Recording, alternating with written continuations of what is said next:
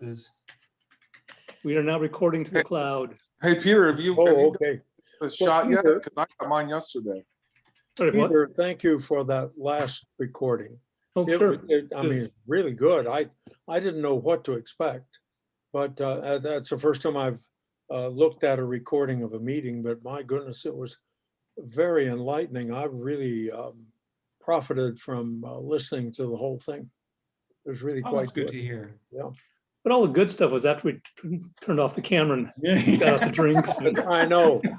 Well, in the end, when you said, well, should I stop recording now? I kind of took that personally. sorry. Yeah, it was sort of like, shall we cut out the riffraff here and Yes, get the- yes. yeah. Get down to business. Yeah. Mhm. We'll had something to say. I saw a comment today anyways, that some of the tech people are fascinated with the singularity, the simple unity that can be arrived at empirically. Obsessed with it. And I think, wait, there is a singularity. You cannot arrive at it empirically. It's like it's trying to have this naturalistic metaphysics. Mhm. And I think we're getting insight into the whole phenomenon. Yeah, the whole disease, the whole Yeah. circle jerk disease. Hold back, Bo. Hold back. The only what is it? All we need is philosophy of science. Where's Alan now, man? Why doesn't Alan read this book, man? Oh yeah. No, but last time I saw him, he was like, I hated that Schmidt book so much. I never want to read anything like that again. Oh, Like, my. okay. Yeah, well, there you go. The- Wow. It's like, yeah, Okay. that was a little bit too much reality shock for you, Oh. Alan. Most people In, don't like to read things that they disagree with. Yeah, but I mean, I was, I don't know. I mean, are we then they're not philosophers yet because they're not concerned about the truth of their beliefs. Mic drop. Yeah, I mean, it's a bit hasty to disagree with something before understanding it too. Yeah. Well, I love Alan. Go. Oh, Alan used to call us true believers. That was so funny. okay. I'm going to do a countdown. I'm going to start. 3, 2. What are we starting now? The group, the discussion of Gerson. We've just been corrected that his last name is pronounced Gerson. It's not Gerson, it's Gerson. Yeah. So Gerson sounds so French and so distinguished, but now he just sounds like He's just a jerks. he's just like a Jersey douchebag. Oh, Whenever I think of Jersey, when the first people I ever met from Someone Jersey, from that was the across very the first word that ever came out of their mouth when I was in Boston. So, What, Yeah. douchebag? you douche. Yeah. What are you, douche? Yeah. That was Jersey for me. Did you ever go to the Jersey Shore? No. I went to what's it called, Saddle Ridge or something, where Nixon was hung out for the rest of his life because a friend of mine lived there. But that was the only place in Jersey I ever visited. We may have to start over because this was not a very good start. Oh yeah, okay, sorry, we're still kibitzing. All right, so It's hard to start.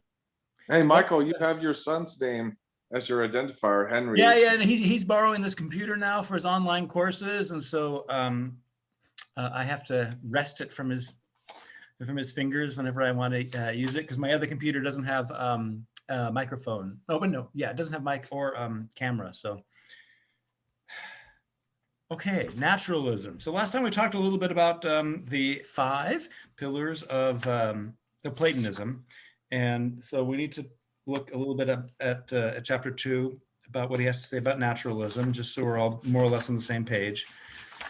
And then since Peter asked that we spend more time in chapter 2, if there's anything outside of this naturalist section that you want to call our attention to, Peter, please do. But maybe we'll just jump into this naturalism section first. Yeah, I was hoping we could talk about per se causes versus accidental causes. That was Excellent. rather complex, and I think I get the gist of the argument, but of course it'd be good to look at it more. Absolutely. That's going to be the onus of what we're going to talk about. I mean, that's one of the very first like logical distinctions that he starts to belabor in this book. Most of the rest are more historiographical distinctions rather than logical ones. So yeah, super important stuff. But the only thing that happened before that is he just briefly mentions the distinction between the mere form of the good and the superordinate idea of the good. But Yeah. he doesn't make it clear, but you need to know that there's these two aspects. It's not just the good. There's the superordinate, archaic principle of all, versus the mere form of the good, which is coordinate with all the other forms. Right. And given his whole notion that that which explains cannot be of the same order as that which is explained, therefore the mere form of the good cannot be an explanation for any of the forms, how they explain, because it's coordinates, it's at the same level as all the other forms. That's why you need that superordinate. Otherwise, you get stuck with the question, why is it good that something participates in the form of the good? Right. And you get the infinite regress kind of situation. Right. So he's very vague on this, and all I can do is give a promissory note that the stuff that seems important about the good and the forms that he's very vague on, he will dig into in almost unbearable detail in chapters 4 through 6, which are the real meat of this book. So what we're doing now, 1 to 3 are more preparatory to that, and to get a clearer sense of how he's contrasting naturalism and Platonism. You know, I'm sort of seeing a principle here, which is like, if everything is one way, then what is the other way? Does that make sense? Like, if everything is like, if, for example, there are no per se causes because that, you know, B can never be instrumental, then what's the difference between a per se and an instrumental cause? The difference disappears because one of the sides of the difference can't be thought anymore. Does that make sense? Maybe No. that's a Hegelian thing. I don't know. But it does sound vaguely Hegelian. I'm not saying you didn't make a good point, but I didn't quite follow because yeah, I just didn't follow. I'll just wait until we're talking about that because I don't know. But can I just ask just generally, are you saying that there's a per se and per accidents causal series that's a dubious distinction? No, I'm saying like that if there's no like notion of a distinction between like the instrumental and final cause, then there's no there's no way to think those things anymore, really. Like I don't know. I think there's a problem of thinkability involved. I think I get what you're saying. Instrumentality abstracted from teleology makes no sense, basically. Nice. Thank you, Tyler. Tyler, that was you actually being elegantly clear. Yeah, but I think that maybe there's a general principle there, which is like that both of the sides of the possibility have to exist in some sense. I don't know. I've become very critical of the notion of existence as I've thought more and more about philosophy, because the big question is, what does it mean for something to exist? Exactly. And that question is somewhat difficult to answer. Yes, well, Peter hates it when I say this, but it's theological. Well, no, there's that other video that I pointed to about Dean Winfield going through. Oh yes! Overcoming Oh my actuality. God! And then there's a very dense. You need to take an hour's worth of notes for the first 10 minutes, but he lays out differences between existence and actuality, being, reality, you know, all those Right, things. It's a reality, very interesting set of things. Anyway. Right. Yeah. So But that's okay, just how maybe those another terms way to function put in it is Hegel. this, like all truth is formal. There's no, there Okay. aren't any real indexicals.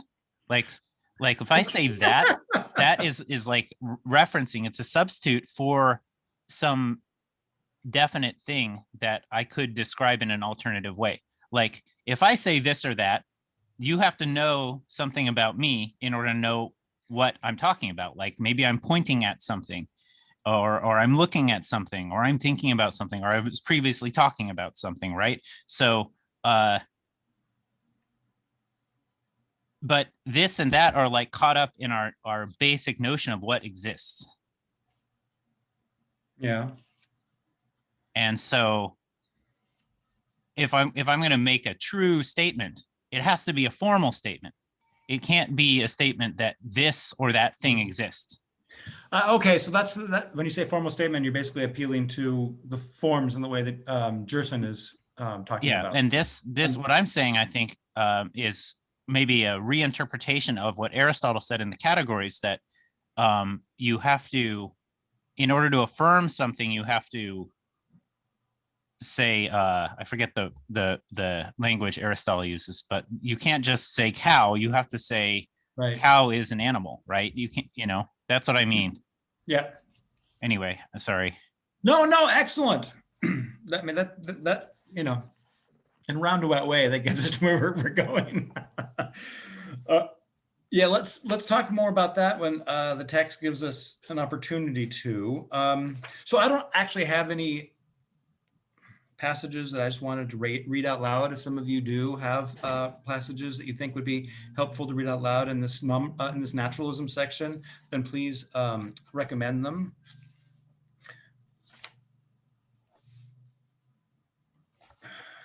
So, Michael, if I can ask Yeah. here. So I'm just picking up what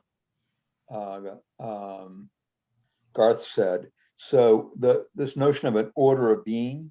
Mhm. So as we ascend to that order of being, the being does not differ. It's not that they're different in quantity. Mm. It's that, in a sense, the absolute is more. Yes. Okay.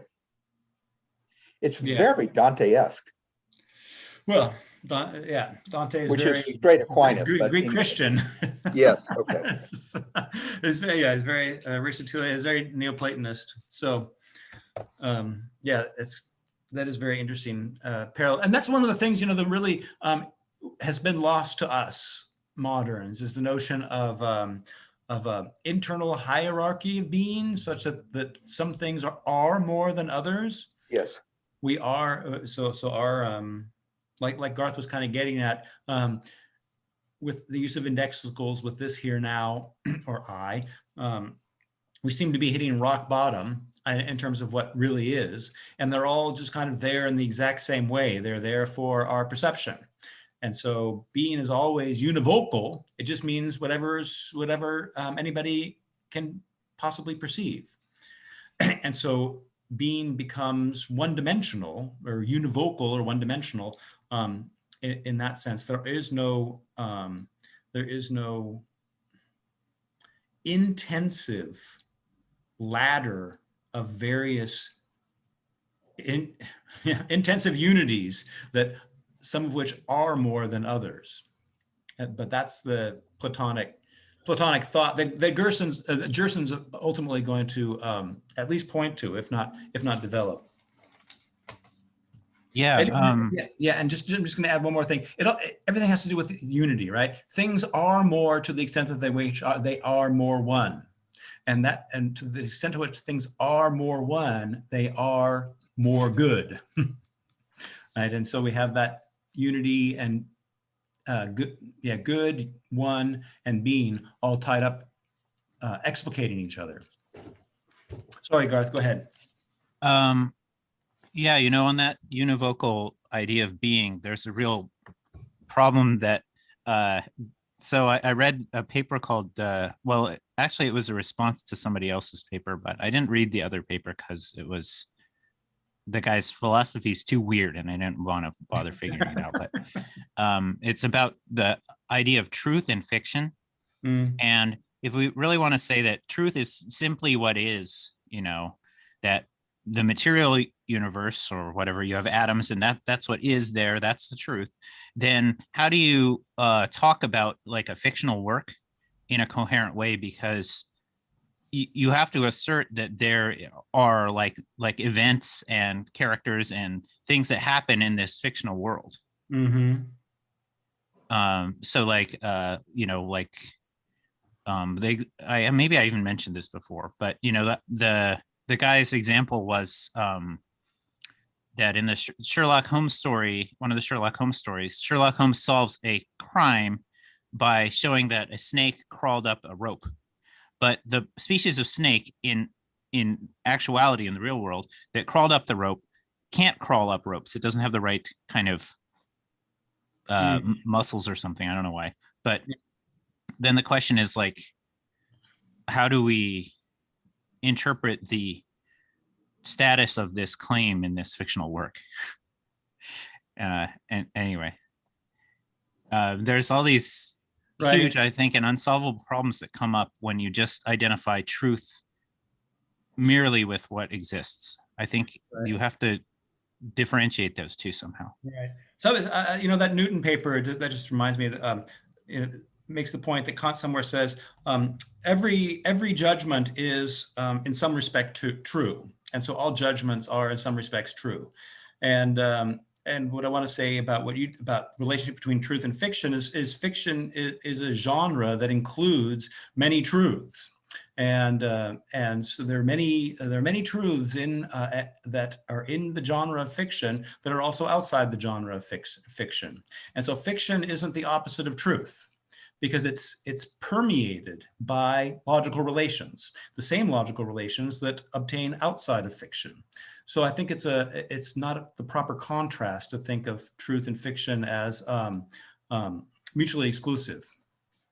The project of a work of fiction is just different than the project of, say, a scientist attempting to describe the natural world or something like that.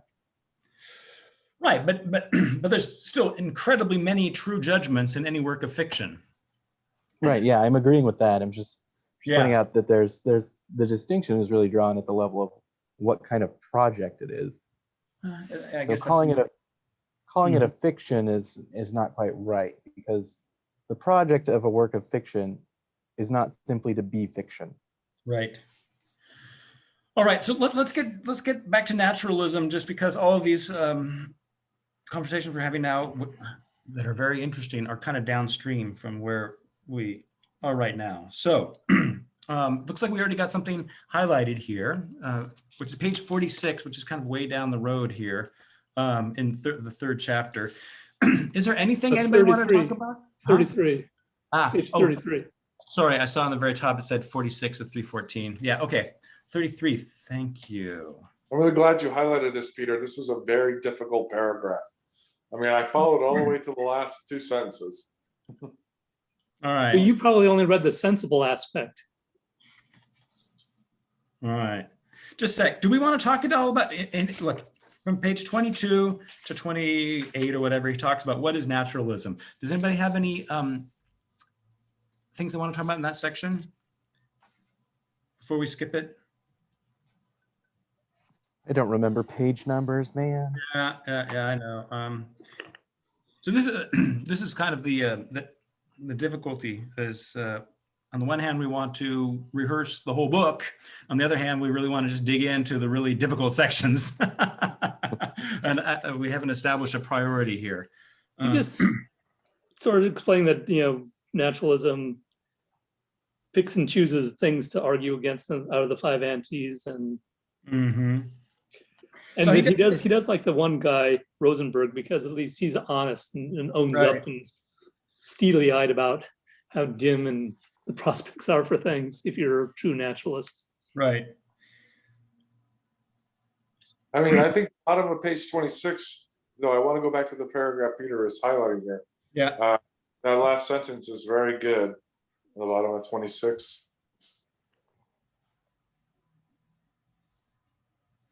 Yes, naturalism maintains that there exists no realm or subject matter that is unreachable by the natural sciences, Right. specifically the realm of the immaterial. Right. And I love in the footnote that philosophy of science is philosophy enough. Where's Alan? Come on, there it is. So happy. Where's that? That sounds like Quine. It's in the footnote. Right. Okay, that's it. Yeah. Number 26. It's right there. It's like the third line down in the footnote. Philosophy of science is philosophy enough. Quine, you're right. It's Quine. Yeah. Okay. Okay. Hey Tim, I just see you got here. How you doing? Yeah, pretty good. I think I'm a little cantankerous, but that's Okay. not because of this. It's not because of this meeting. It's because of my job. But Uh-huh. one thing that I noticed in this passage, I'm not altogether enamored with Gerson, and one of the things, the way he writes almost reminds me of myself when I don't know what I'm talking about. So I don't know. He writes kind of like a college student. And, maybe when we get into the depth of the work, I'll find myself being more convinced. But right now, it doesn't seem to have the kind of depth that I need. But one of the things that he did say was that Platonism entails naturalism, but naturalism rejects Platonism. Yeah, Right. that was a great one. That was great. So I think at the beginning of this book, he's really kind of laying out the material that he's going to cover broadly, Yeah. and commenting on why this is his project, and giving you the real, as Michael said, it's 4 through 6 are where you start to hit the arguments for a lot of what he's only commenting on so Right. far. So Yeah, although one of the arguments I didn't quite, I thought was kind of a sleight of hand was, it's actually a little after page 28. It's I think it's like page 30 where he was talking about the per se and the per accidens. Right. distinction. And he's talking about how, if I use a key to open a door, Mm-hmm. then that implies that I am opening the door. Mm-hmm. And then he kind of uses that illustration. Of course, it's very agreeable. Right. But he uses that as a way to dismiss the denial of the supernatural. And so, but that analogy doesn't seem to hold to me because, the whole argument was about just A, B, and C kind of having the same kind of cause down that line. And then all of a sudden, there's a different kind of cause in the conclusion that was never even explicated. And that's the cause of intention. So now all of a sudden, A is an intention, and B is a key, and C is a door. Right. And it seemed like a sleight of hand. He didn't come clean with what his analogy was. And that didn't set right with me. Right. Right. All right. Well, let's go to that section. If nobody has anything on. Yeah, that was where I was hoping we could start. Like chapter 30, after the quote ends, is when he starts talking about this, and he says, what is especially interesting about this passage is its assumption that the natural and supernatural are mutually exclusive putative causes. Mm-hmm. All right, let's just read this section. But before we do, I want to make sure, do we want to talk about that highlighted section on page 33 before we jump into the details of per se and per accidents series? Bo and Peter? No, we can get to it later. How about you, Peter? I'm cool with that. Yeah, let's just go in order here. All right, cool. Then I don't think we need to read Strahler's stuff. Maybe we can look at it afterwards. Let's see what is Gerson's focus in mobilizing. I think it's the only time in the book he mobilizes this particular idea of a per accidens and a per se series. And I want to put the emphasis that's not the causes that are accidental, it's the series that's accidental. And so let's recall that. Okay, so let's just read at least the first paragraph out loud. We'll just start with where Garth started. What is especially interesting? Can somebody read for me? I'll read it since I Thanks. started reading it. Sorry. What is especially interesting about this passage is its assumption that the natural and the supernatural are mutually exclusive putative causes. As we shall see in the next chapter, Plato has anticipated this objection, arguing that the empirical and the non-empirical are not alternative causes.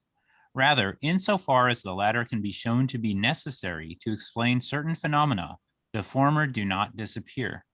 They become either necessary conditions or causes of a different sort. This is the origin of the distinction between first causes and secondary causes that Strahler mentions. The justification for the distinction among causes rests upon a distinction between per accidens and per se causal series. A per accidens causal series, say ABC, is one in which the fact that A causes B is ontologically distinct from the fact that B causes C.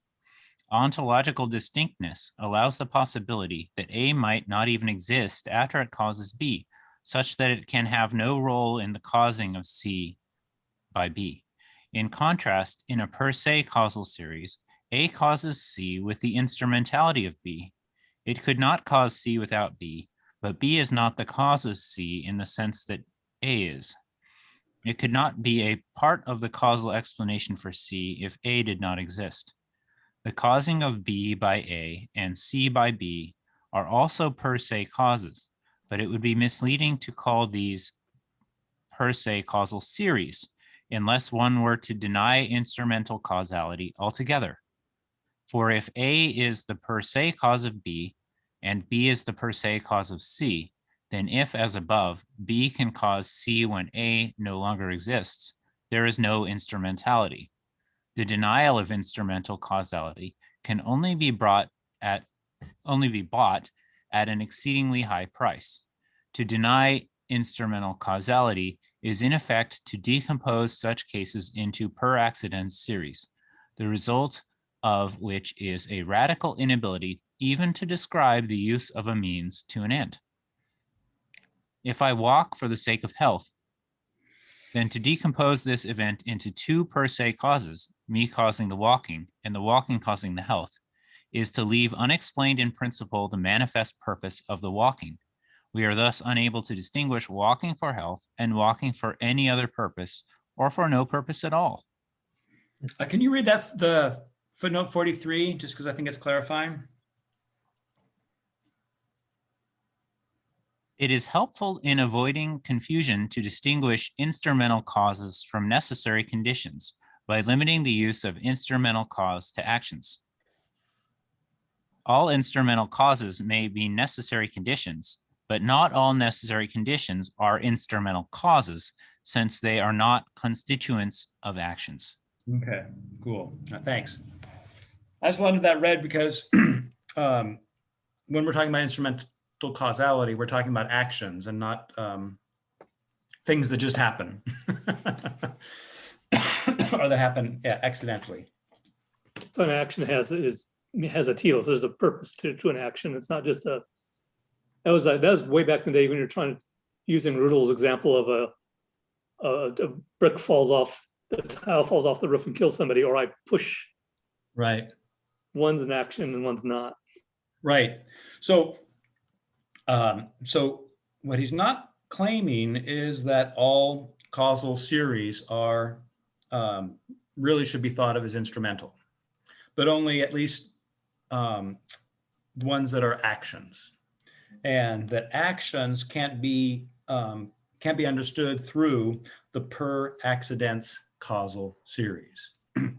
And since the intention, as Tim rightly pointed out, is what initiates it, and that is not empirical, it's not publicly available to anybody, it is non-empirical, and that is a synonym here for supernatural. It's not in nature.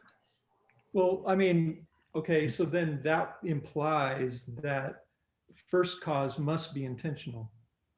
Primary cause must be intentional. I'm sorry, what did you say was a synonym for supernatural?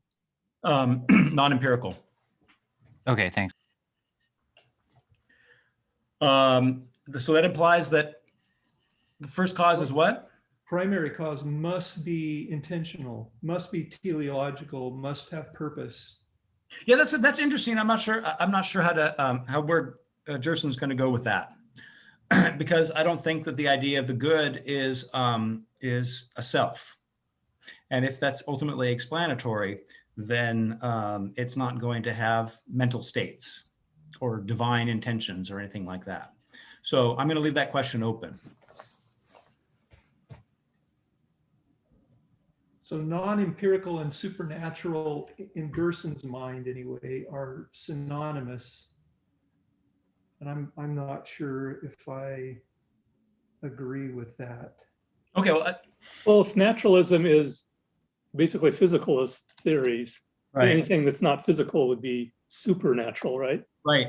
Including all the nonsensibles and intelligibles. But empirical is a methodology, right? It's an epistemology. It really says nothing about things per se. It says something about knowing things.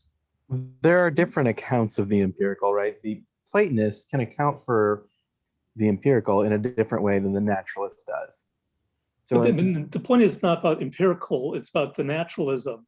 Naturalism is not just naturalism is forced into an empirical position because that's the only thing that's there in its ontology. Right. So yeah, While that may be true, I still think that supernatural is not the opposite of empirical, and vice versa. They're not exactly opposite. They're not necessarily mutually exclusive.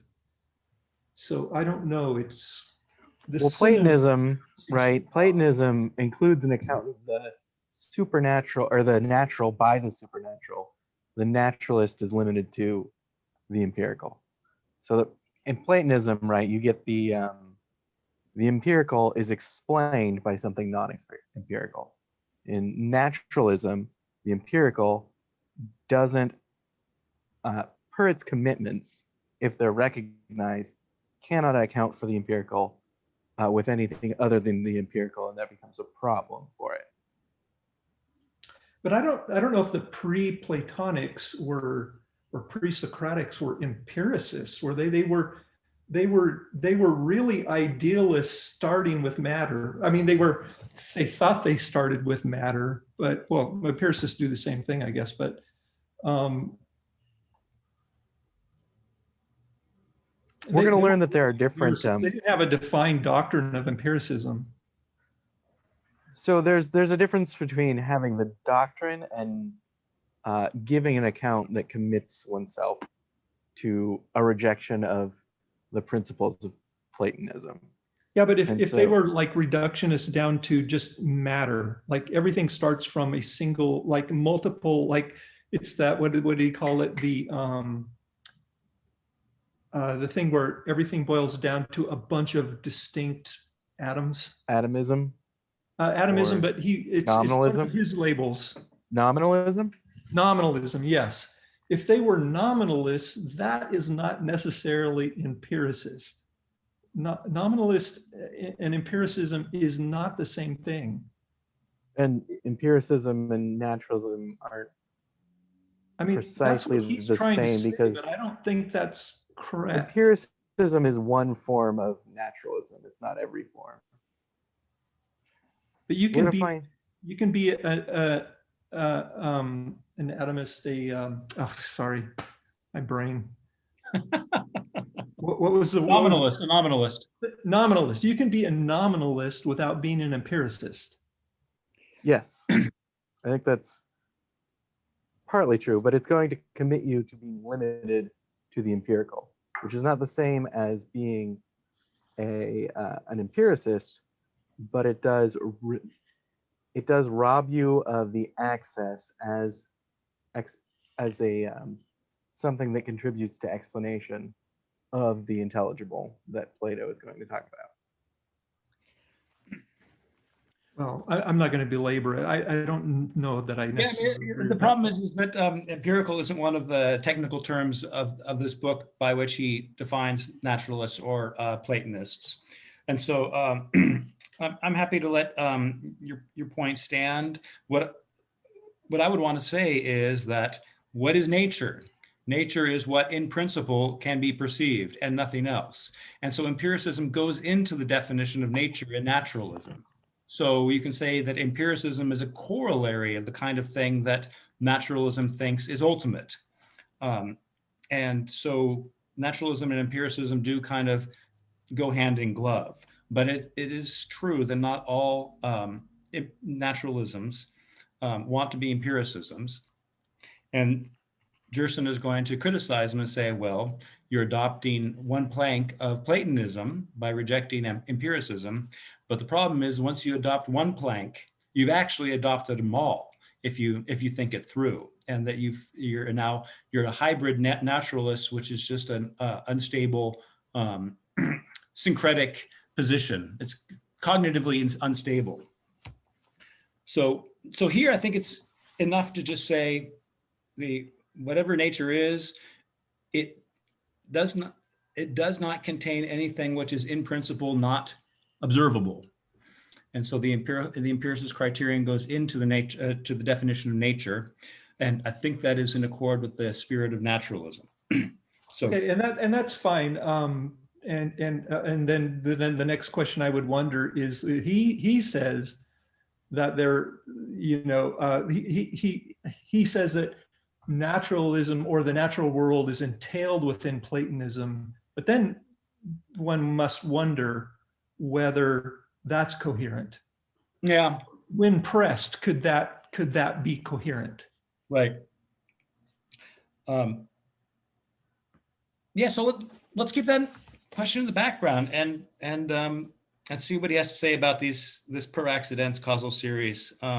Make sure everybody understands it. Does anybody want to rehearse the distinction to the extent to which you think you might have understood it?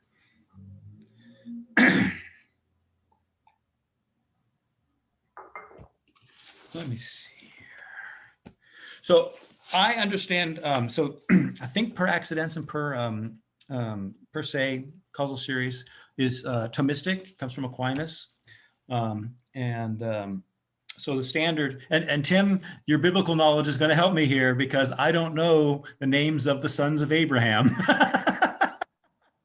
Oh. Right, but I think Aquinas illustrates the per accidents series as in Abraham, somebody begets Abraham. Jacob and Isaac.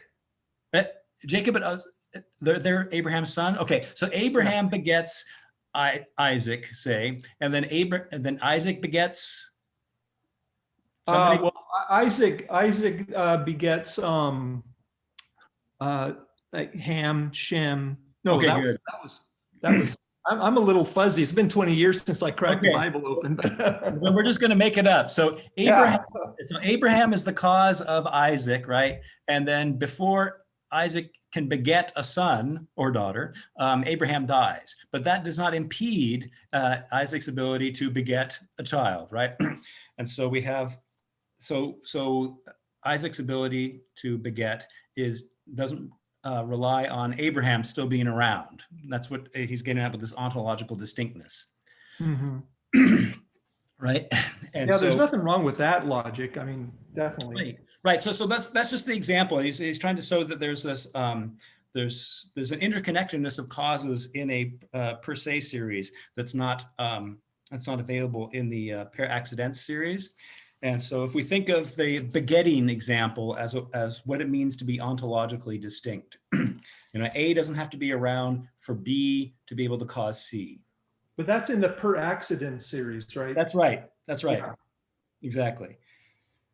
And the other thing that Gerson doesn't really bring out, but Aquinas does, I'm just going to mention this so that we can come back to it, is that the per accidents series, each cause is temporally distinct from the later causes, whereas in the instrumental cause, they're all simultaneous, right?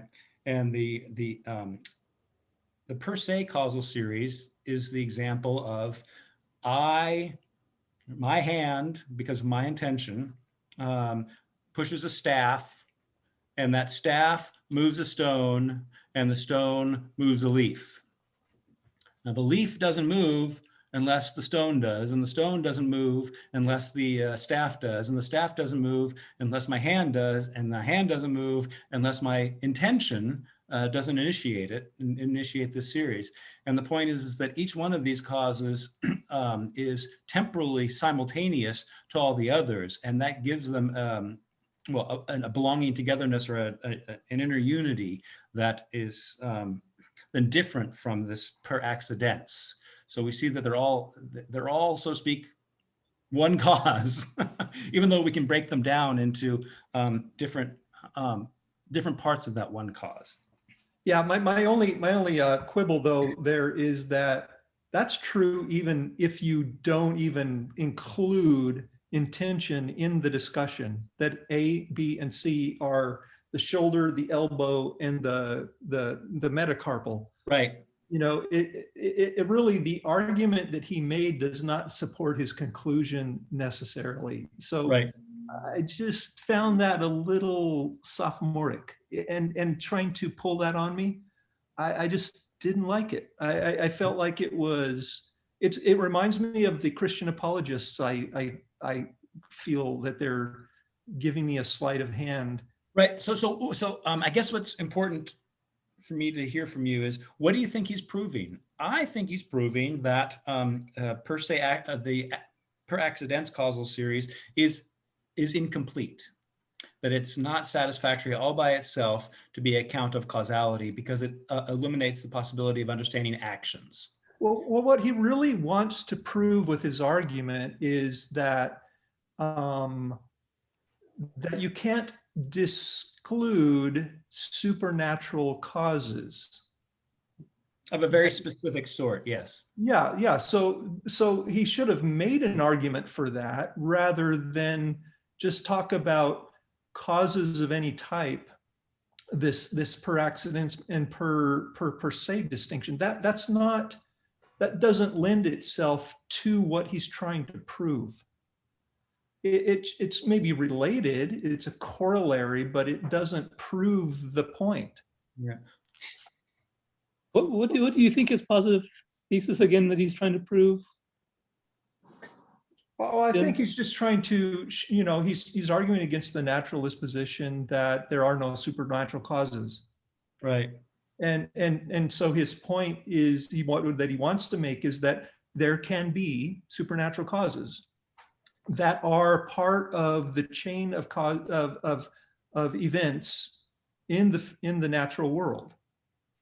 And so he goes into this thing about A, B, and C, and that if you take B away, you still have A, if you treat B as an instrumental cause, you still have A causing C.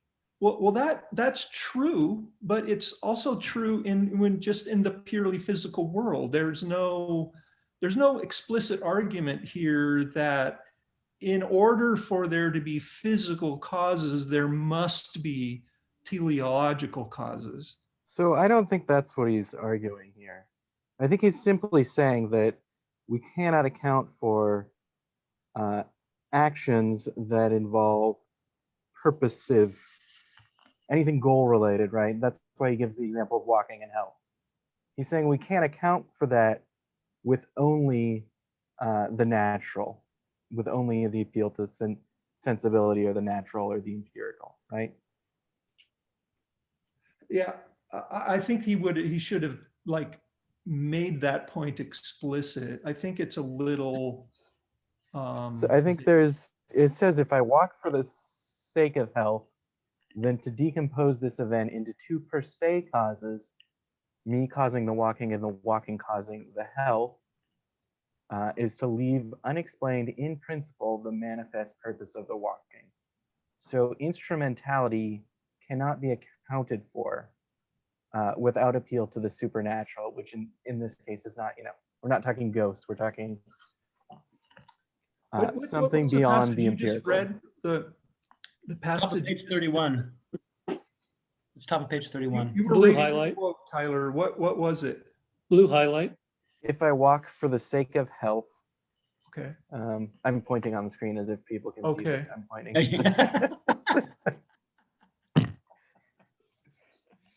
But, Okay. So when he says me causing the walking, I mean, implicit to that is intention. right. And see, that's why I don't know. I think I'm just cantankerous today. It just rules out the ability to account for human actions that aim towards goals. Right. If you limit yourself only to naturalistic accounts of causality. Yeah, but what he should have emphasized there was that me is not my physical body or my brain, it's an intention. And an intention is not a physical cause. Right. Yes, I mean, I thought it was, I don't know, from context, it seems. Yeah, but anyway, Well, no, Tim, we were talking about this before you got here. There are infelicities in this text where he doesn't explain enough of what he's doing, and he goes way too fast and drops a bunch of clues and doesn't explain them. So there are these problems that are embedded in the text, and there's nothing to do with you. I totally agree. He should have made that much more explicit, so we would have known what he's doing with this distinction, which we really have to puzzle out. What is it he's trying to do with this thing? I totally agree. And there's a number of passages that are like that, and this is another one of those damn books that you have to read all the way through in order to understand anything in the beginning. So yeah, no, I totally agree that there are. I was complaining about precisely this right, problem. but when writers do that, you have to give them the benefit of the doubt that they're not just being a foggy thinker, right? And Yes. that I don't like to have to do that with a Understood. writer. If they're trying to, Right. make a point, they better darn give an indication that they know exactly what they're saying. Right. That's Well- difficult in philosophy, though. Yeah, but okay. Actually, I think his argument is maybe not as bad as you're saying, because he does say at on page 30 at the very beginning of the paragraph, he says natural and supernatural are mutually exclusive, right? That's the assumption of the naturalist, and he's saying he's going to argue against that. So he's really arguing that the per se causal series is a kind of cause, just as if you break that down into a series of smaller causes, and the one doesn't exclude the other. Then he says, if, for example, this is the middle of the next paragraph that starts with an obvious objection arises. He says, and the objection is his objection. He's showing why that naturalist position is wrong. It doesn't have enough of an argument for it, basically, because there's no reason why they exclude each other. And he says, if, for example, I intend to insult you with my words, my producing the intended effect is of a different order from the immediate effect of the motion of the sound waves in the air and the physiological effect they produce. It is simply false that an appeal to a per se cause nullifies the causality of the instrument. They don't stop each other. I fear I would just be repeating myself, though, because what he doesn't do there is make it clear who he is, like what he's referring to, like his brain. Because a naturalist could say, yeah, that's all, that holds true. Your brain is affecting your lips to move, and that's causing the air to have waves. But per the naturalist, right, there is no he, I think is part of the point. For the naturalist, there is no what? There is no he, there's no I, there's no he. It becomes unintelligible per the naturalist account. I mean, we'll get towards that later maybe, but Well, there's yeah, a section where it's a little more obvious, where he's talking about Socrates in prison. I'm just saying that the whole per se series is true also of just physical events. And that appeal to the distinction between per se and per accident does not itself make the point that he is actually trying to make. Well, And you know, I think so per se is not, you can't have per se, I don't think, on a naturalistic account, because there's no way to distinguish them from per accidents. Oh, well, okay, yeah, because really everything is per accidents, but what the per accidents series is asserting is that you can have a mediating cause between a primary cause and its effect down the series. And that's true of purely, if you take just purely natural effects down a series and you don't even make any assumptions at all about intention or anything like that, anything supernatural, that per accident series is still a valid per accident series. That point of what the distinction is between per se and per accident still holds in a purely natural series of causes that does not start with an intention.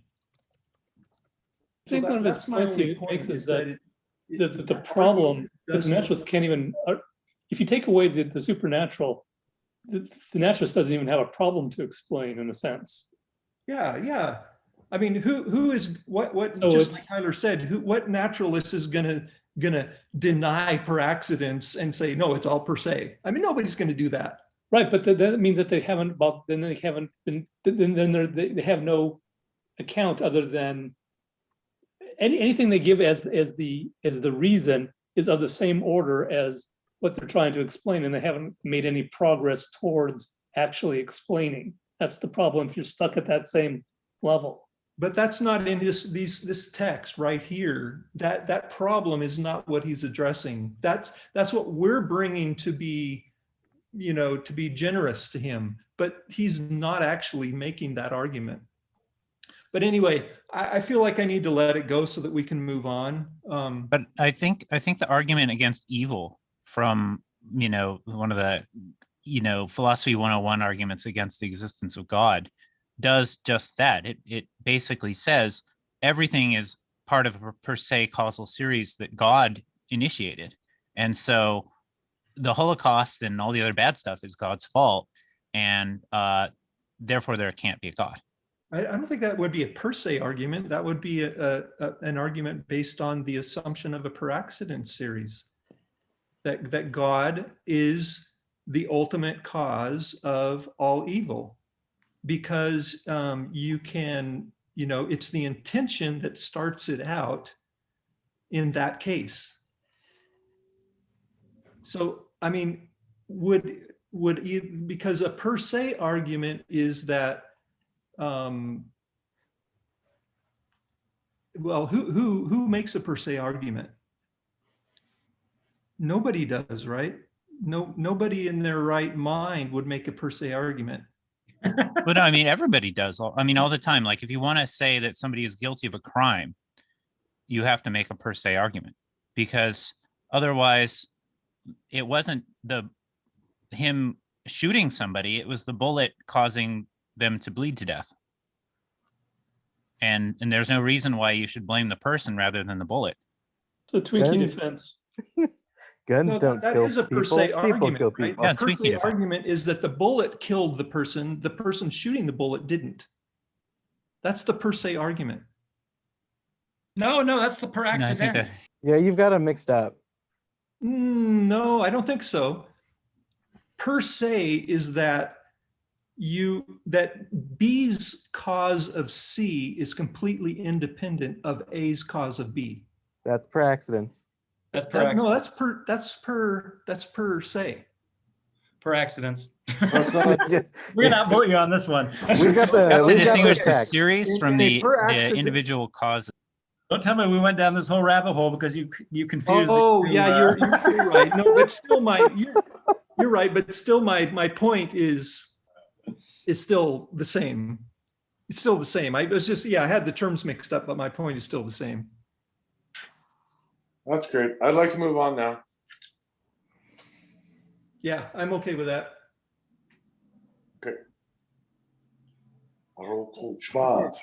So. I feel So like, the I feel last like we need- paragraph. I feel like we need to tie a ribbon around this, but just to get as well as possible what Gerson is after. Whether you find him doing it well or not is a secondary question. It's legit, but just to tie a ribbon around it. Does anybody want to say anything about this whole per accidents, per se causality, and what's actually doing, and why he's bringing it up in the section called methodological naturalism? Can I ask about footnote 41 about Chalmers fundamental scrutability? What is that about? Do you know anything about that? I mean, I don't know. No, I only know what's in this footnote. Is there anything mysterious about it?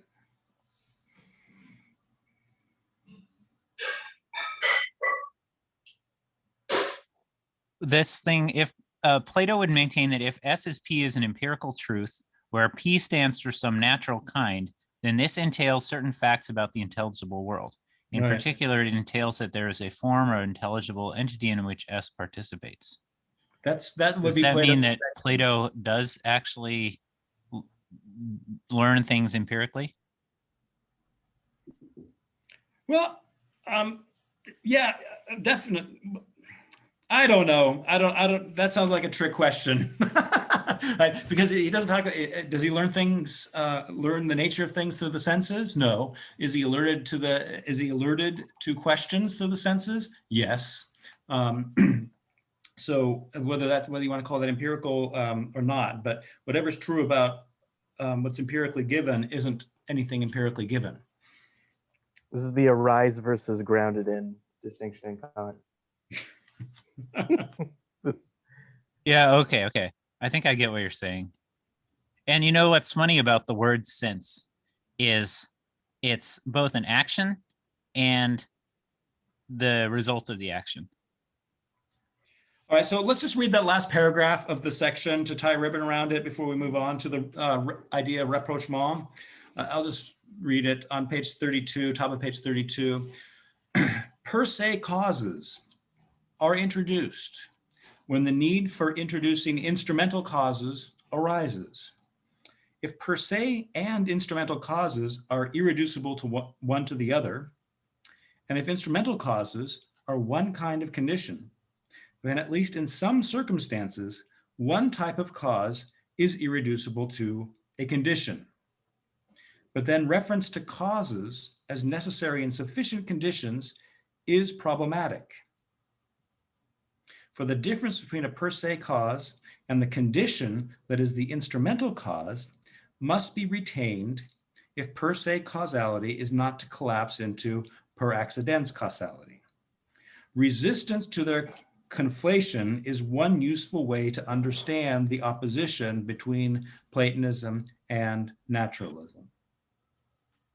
I wanted to point to this as, how I understand his very high up view of what this argument is doing, and that is to show that in contrast to the naturalist position that, and we'll talk about this in chapter 3, that reduces all cause to necessary and sufficient conditions. Right? Platonism is going to hold on to the distinction between causality and conditions. And all that does is help us understand the bone of contention between naturalism and Platonism. And it doesn't decide either way. The argument is just to show that we can make a distinction between conditions and causes with the per accidens and per se series idea. And we can make sense of the difference. Whether the difference is actually well-founded, that's another question. But since we can make sense of the difference, we can also make sense of the polar oppositeness of naturalism and Platonism. Yeah. Am I off base here that, and the reason, or I'm not sure if it's the reason, but some aspect of how the condition versus the cause is distinguished is that they are at different levels. Yeah. And naturalism only has one level, so it couldn't even make the distinction properly. Yeah, I think so, right? So right now we're talking about those two levels as being, you know, the natural versus the supernatural. He's going to reformulate that as, you know, the conditional is over against the causal level. So that distinction is going to get lots of permutations. So in I this, think, oh, go ahead. I think, yeah, well, I think part of the reason he's introducing this here is that this is one of the things that naturalists or pseudo-naturalists are going to want to reach for, but they are not allowed to without committing themselves to Platonism if they would think through what they've committed themselves to. So I think it's very, very important that Gerson's trying to work out not only what Platonism is, but what a pure form of naturalism is that he thinks is really the only alternative to Platonism. So I don't think in anywhere in this book does he try to refute naturalism. But what he does try to show is every time you try to combine these two polar opposite positions, you get a logically confused hybrid. So Michael, when he uses the word irreducible, do you mean that the different stands that can't be collapsed into one another? So, for example, when he says, when per se instrumental causes are irreducible one to another, so that means that they can't be collapsed, or the distinction hence? Okay. Right. So per se causality, obviously,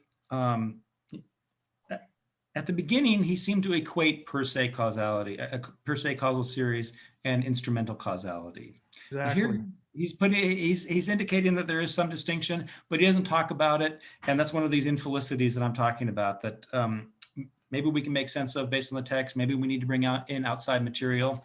But didn't he say that the instrumental can only occur within the context of the per se causal series?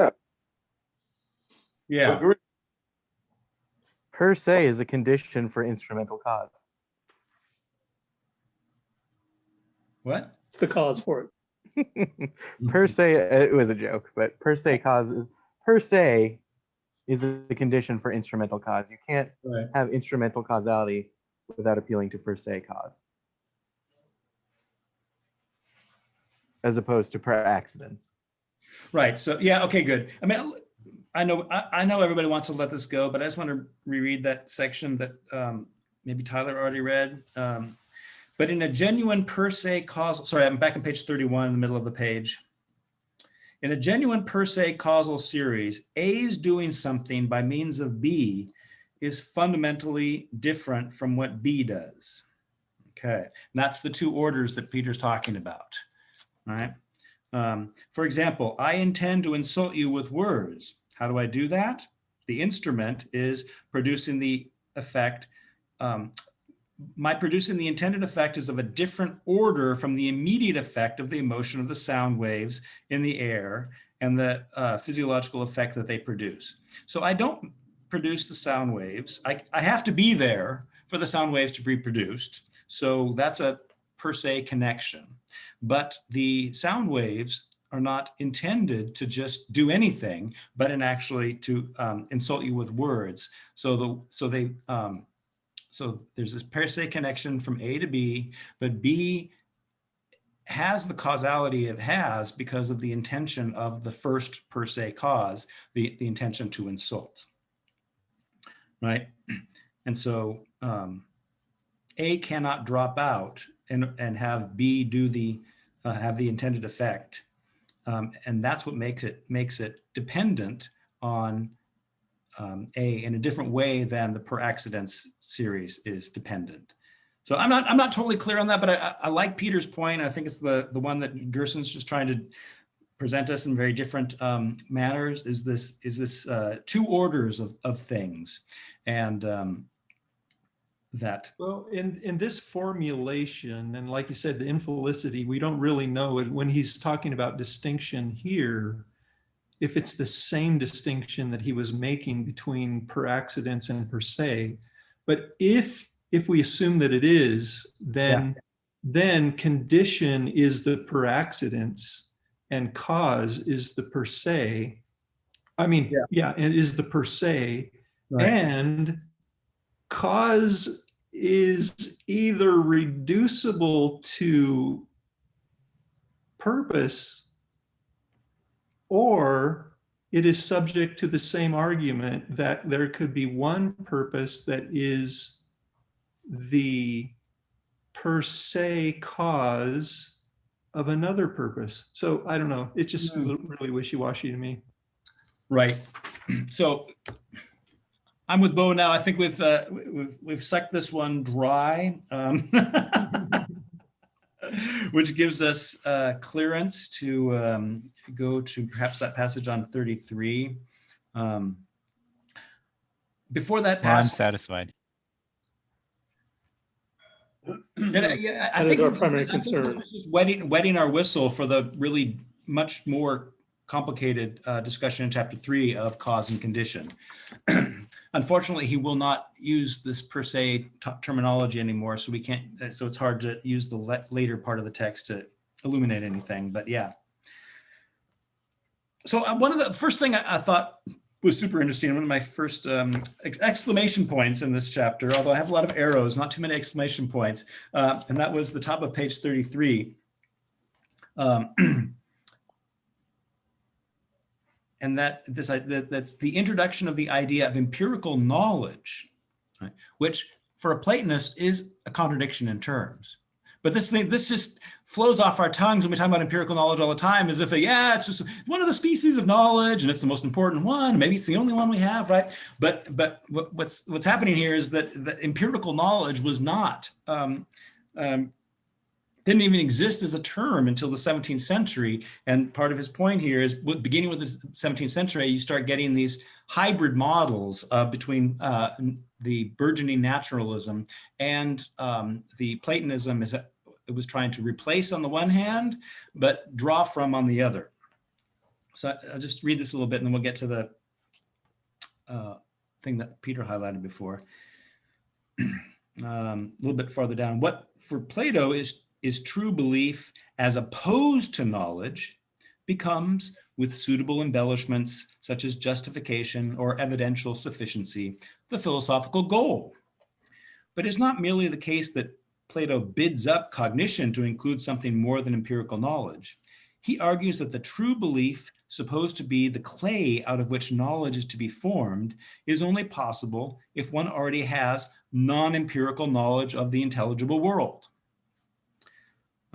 Thus, the substitution of empirical knowledge for Platonic episteme is for Plato tantamount to the abandonment of a search for the wisdom that is thought by him to be the sole province of philosophy. With such an abandonment, the path is open for a thoroughgoing naturalism. That is, there is no reason to think that in the search for empirical knowledge, anyone, including philosophers, is better situated for success than any scientist is.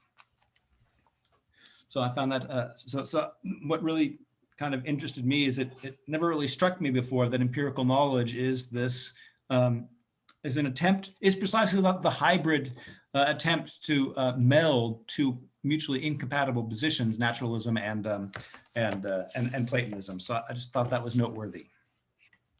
Because empirical knowledge requires universals, it requires forms. These are intelligibles, which are non-sensible entities, right? Would that be the argument?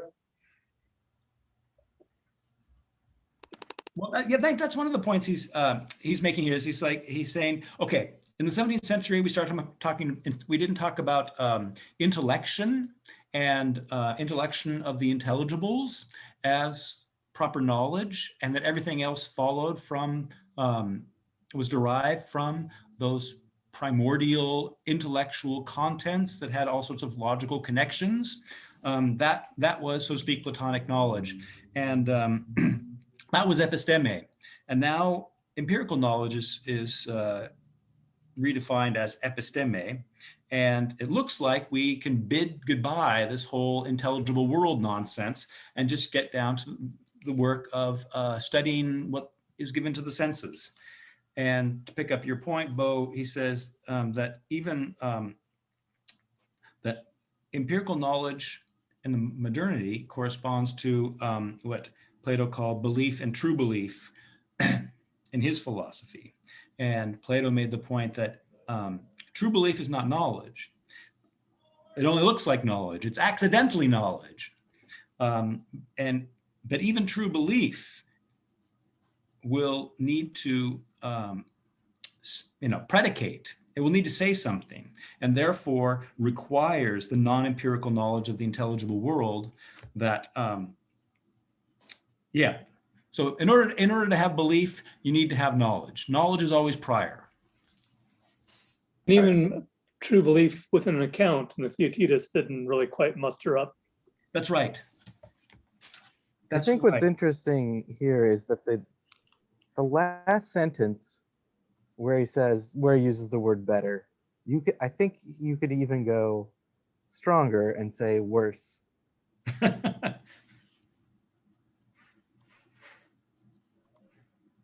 Why?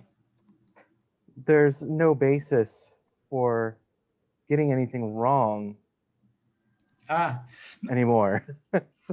So if knowledge comes from the senses, why is a scientist better suited to search for it than anyone else? Right.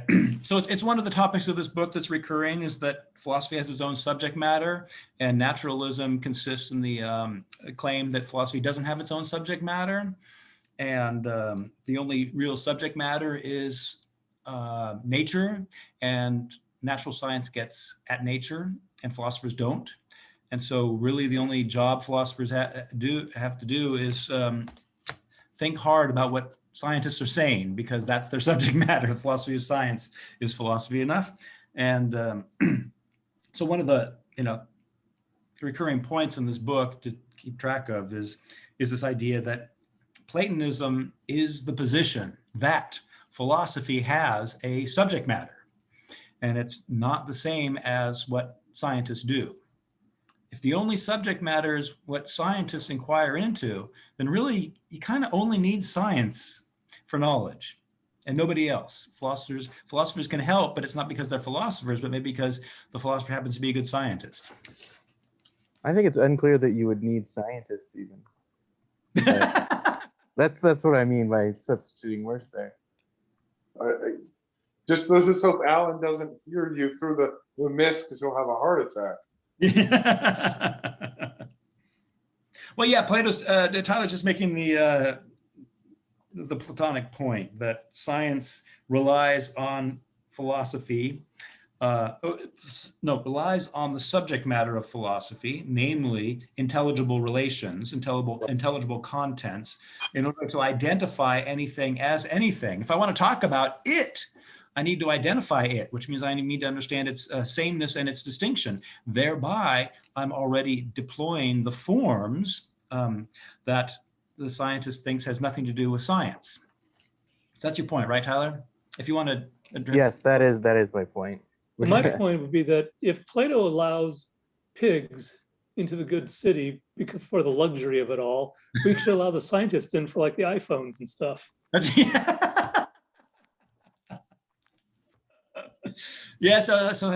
you have a politically tolerant. Let's be politically tolerant to the scientists. Yes, I think it's probably a good idea. Just don't let them run your politics. That's right. Right. That's right. Don't let them become technocrats. Is the consequence of letting scientists run things.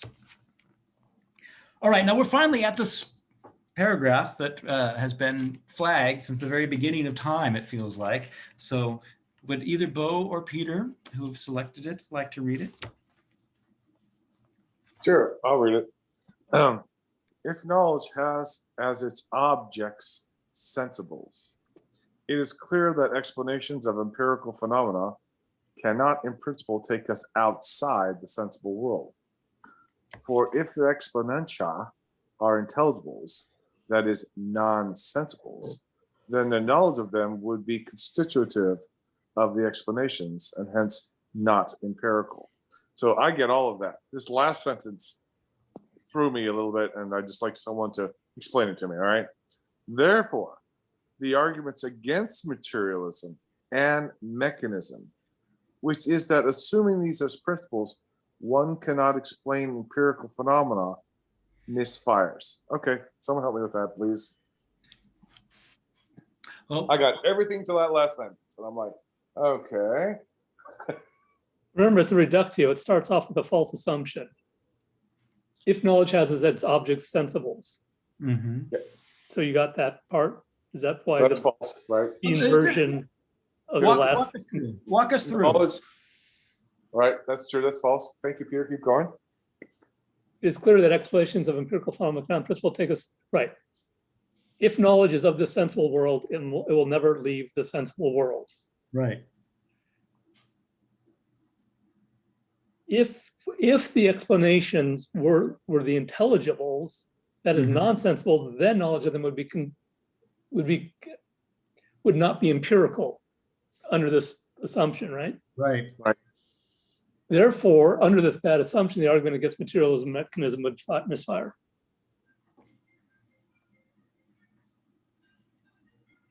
Under this false assumption. Yeah, I'm having trouble following that last part too. The argument against materialism and mechanism, which I'm assuming is the Platonic argument, which is that assuming these as principles, one cannot explain empirical phenomena, misfires. Oh, it only misfires if knowledge has as its object sensibles. Is that your point? Is this the point of the paragraph?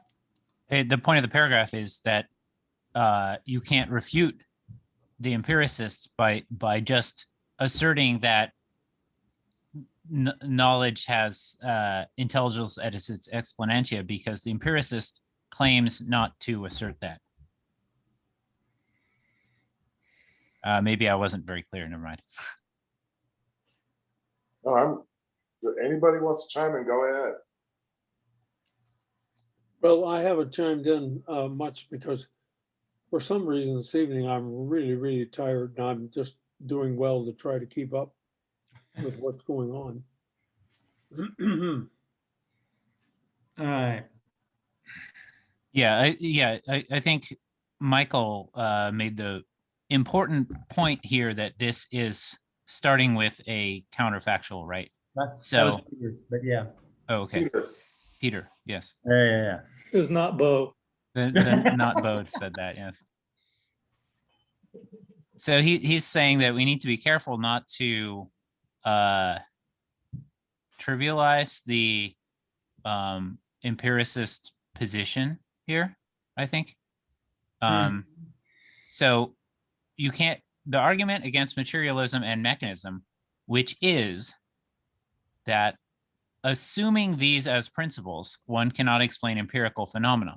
So if you're already assuming that knowledge is of exponentia of intelligibles, non-sensibles, then you're already assuming your conclusion and you're not really proving anything. So you have to use a more sophisticated approach to attack the empiricist.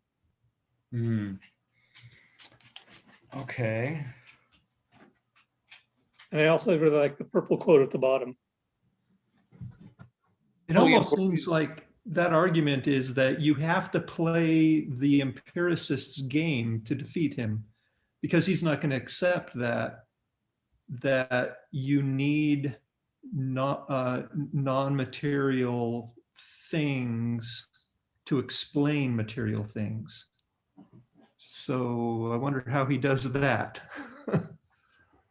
This how- is one of those little elliptical sentences that drives me mad about this book, but there's enough substance in this book that I can excuse some of these things. But yeah, I find that last sentence still quite opaque.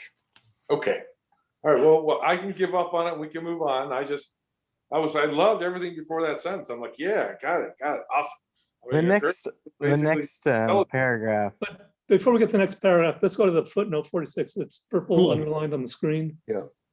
Because that plays into it. There's only episteme of the intelligible world, which teeming with content though it may be, has no propositions. I'd like the point that he's pointing out that it's not that for the Greeks, it wasn't a pile of propositions that the knowledge was about. It was about the intelligible world is not a world of propositions, I guess, but that's where the intelligibility is. Oh, That's okay, where knowledge is in the intelligible world, not in the sensible. Can you read that? This is important, I think. Let's go up a couple sentences when he says, my central point is that neither expressions of knowledge, things written down, things said, nor our relation to expressions of knowledge, the attitude I have towards things written down or things said, are knowledge. An expression of knowledge rests upon the psychical state of knowing, and knowledge as a propositional attitude is not what Plato meant by episteme. There is only episteme of the intelligible world, which, teeming with content though it may be, has no propositions in it, right?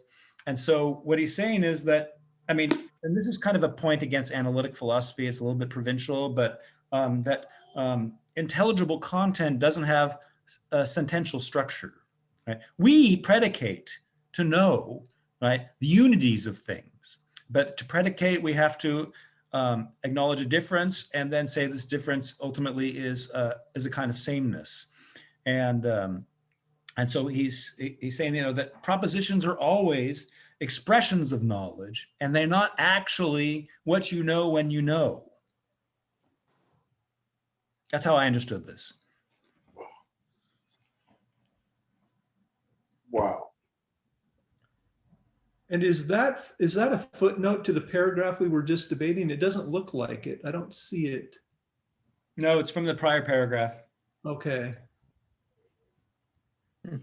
Right. So in analytic philosophy, have a propositional attitude. It's, I think that John is going to the store or something like that. And so my thinking is the sentence, John is going to the store, right? And that is one of the ways in which knowledge is analyzed. And so what I'm knowing is the content of the sentence, and the object of my knowledge is the truth or falsity of the sentence.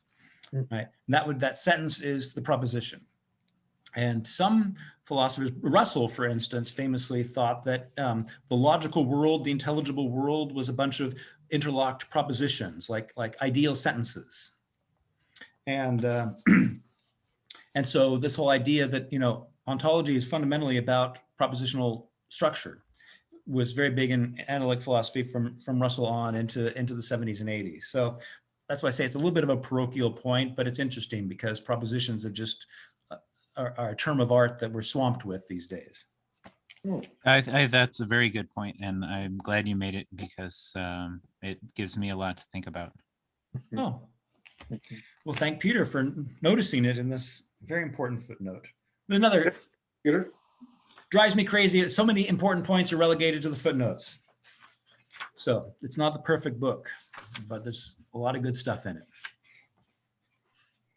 All right. So we've seen empirical knowledge being one example of this rapprochement where 17th century and philosophy onwards is attempting to take bits and pieces of naturalism and combine them with bits and pieces of Platonism. Tyler mentioned the next paragraph, which I also find very meaty, and so maybe we wouldn't mind looking at it. Okay, Tyler gets to read it then. Okay. Similarly, the argument against nominalism, which is that there is evidently a phenomenon of identity and difference that nominalism denies, loses its point, for these identities could not be cognized according to any canon of empirical knowledge. Thus, I can see this color instance and I can see that color instance, but I cannot see that they are identical in color. The nominalist must insist that general terms are purely conceptual, serving as ways to categorize phenomena according to localized interests. These phenomena manifest no identity, but only similarity or resemblance or likeness. The Platonist will reply that theories of similarity or resemblance either presuppose nominalism or else they are dependent on the more basic idea of identity. That is, either we assume that the world is a four-dimensional matrix in which the inclusion of anything in it requires unqualified uniqueness, and so the truth of nominalism, or else we hold that if two things are similar or resemble each other, that is because they have one or more identical properties in common. If this is denied, then the opaqueness of the putative relation of similarity or resemblance leaves us wondering what makes one thing similar to or resemble another. Approximation will work no better. If the number of people in the lecture hall today is approximately the number present last week, what is the criterion of approximation? If there is none, then no definite claim is being made in asserting approximation. If there is, then this would seem to be purely subjective and is therefore equivalent to making no definite claim about reality. First of all, what is a four-dimensional matrix? What are the dimensions in this four-dimensional matrix? Space and time. I knew space and time, but what are the other two? Well, there's 3 for space and Yeah, 1 for 3, time. yeah. And typically the 3 spatial coordinates are represented by Oh, yeah, okay. X, Y, Z. imaginary numbers, and then the time coordinate is represented by a real number Okay. because it makes the math easier. You're saying space is imaginary? What? It's so, Think so of great. it as X, Y, and Z. It's so great, Garth, that you were a teacher because it shows when this comes out. And it's very nice. Thank you, Garth. No, the amazing thing about imaginary numbers, and this is particular kind of imaginary number, which is actually the abstraction from one imaginary number to 3. It's called a quaternion. Is when you multiply the quaternions together, you produce new quaternions, and it functions as a system of rotation. So I actually think that space is a sort of a quaternion coordinate system hardwired into our brains, and space itself doesn't exist in a material sense for a naturalist any more than anything else does. And so I don't even think that they can assume a 4-dimensional, matrix or whatever. That's I don't see how a naturalist can assume that. I can't remember if there's gimbal lock in quaternion. My God. No, there isn't. There is no gimbal lock in That's quaternions. the advantage of using it for mathematics That's of rotation in, and 3D graphics and stuff. Is it Yeah. Gaussian rotations or Euler rotations have gimbal lock? That's right. I got the wrong math. Well, you should have known better than you ask a question about anything having to do with matrix. Hey, but look at all the erudition being thrown around here. Impressive, guys. I'm not interested in any more, but that was fun. You lost me with quaternary or whatever, but okay, Well, but don't explain it. It'll take me too long to get it. Right. We'll leave a mystery in the a little world more for you. simple, and it's probably very naive, but they say that space and time are kind of the same in relativistic theory. So I think that the way that they say that time is kind of an illusion, I think space is an illusion as well, according to the theory, and we're really all in the same space at the same time. It's really just the Big Bang really never happened. We're just living it. But anyway, in the same point. But anyway, that's just Wow. We should have saved this when we were all high and drunk. This is awesome. Are we at 6 yet? Yeah, I think we're well past that. I think we have. Oh my God, I'm going to grab a beer. But I think there's a lot of really interesting arguments in this particular paragraph. Yeah. And I do want to I'd love I to do tease them wanna- out. And at this point, gentlemen, I'm committed to reading this book a lot more slowly than I originally intended. I gave huge swaths of reading. That's not going to happen. Obviously, there's just too many interesting details. So we'll break it down into smaller sections and continue to meet until the 8th would be the last day, because the 15th is when Get as Aristotle. far as we get. Yeah, and then we'll just take it up again the next Aristotle break. Go A ahead, Peter. 5-minute bartending break. Yeah, okay, Right. yeah, let's do that, Yeah. and then let's dig into some of the really cool stuff of this paragraph. Yeah, quick, yeah. real quick. Your real problems, what you wanted out of spirit, because there's a lot of meat in here. I'm gonna go get my drink. Really quickly, I just want to mention that this paragraph starts with similarly, so it may help us unlock what was happening in the above paragraph better. Oh. Ultimately, one of these days, we're just going to have to create a little diagram, and so it's got to be clear, right? And they get at the little to compile what he says about materialism over these first 3 chapters, right? And then just get it in one place, and what he says about nominalism in the first 3 chapters, and then just get it. So I knew you'd already be on task. And I'm then, the mid-level manager. I've been persecuted mercilessly for my mid-level management diagrams. because we need to use one of these concepts we need to get in a well-rounded. Okay, everybody get a drink.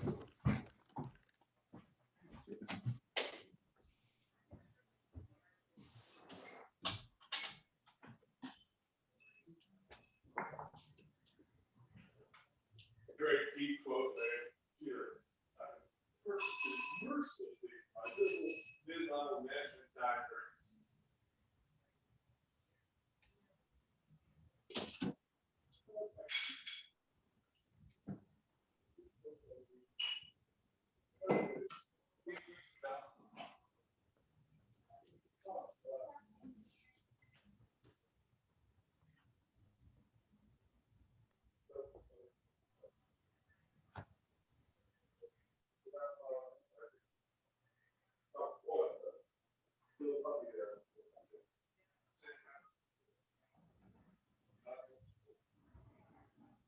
What's that? This paragraph?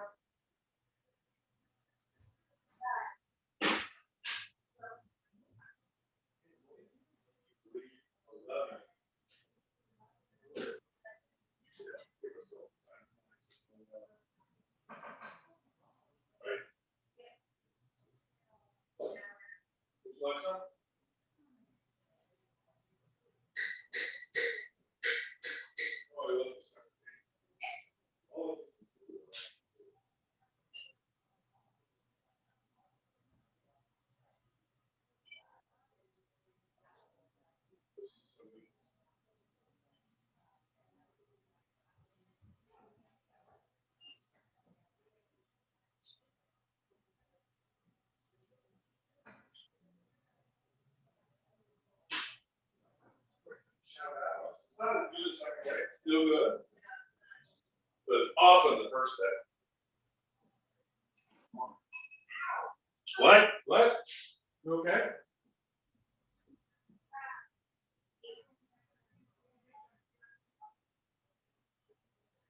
Oh.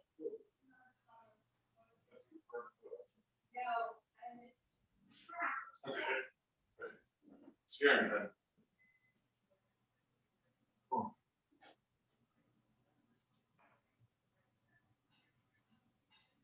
Mm.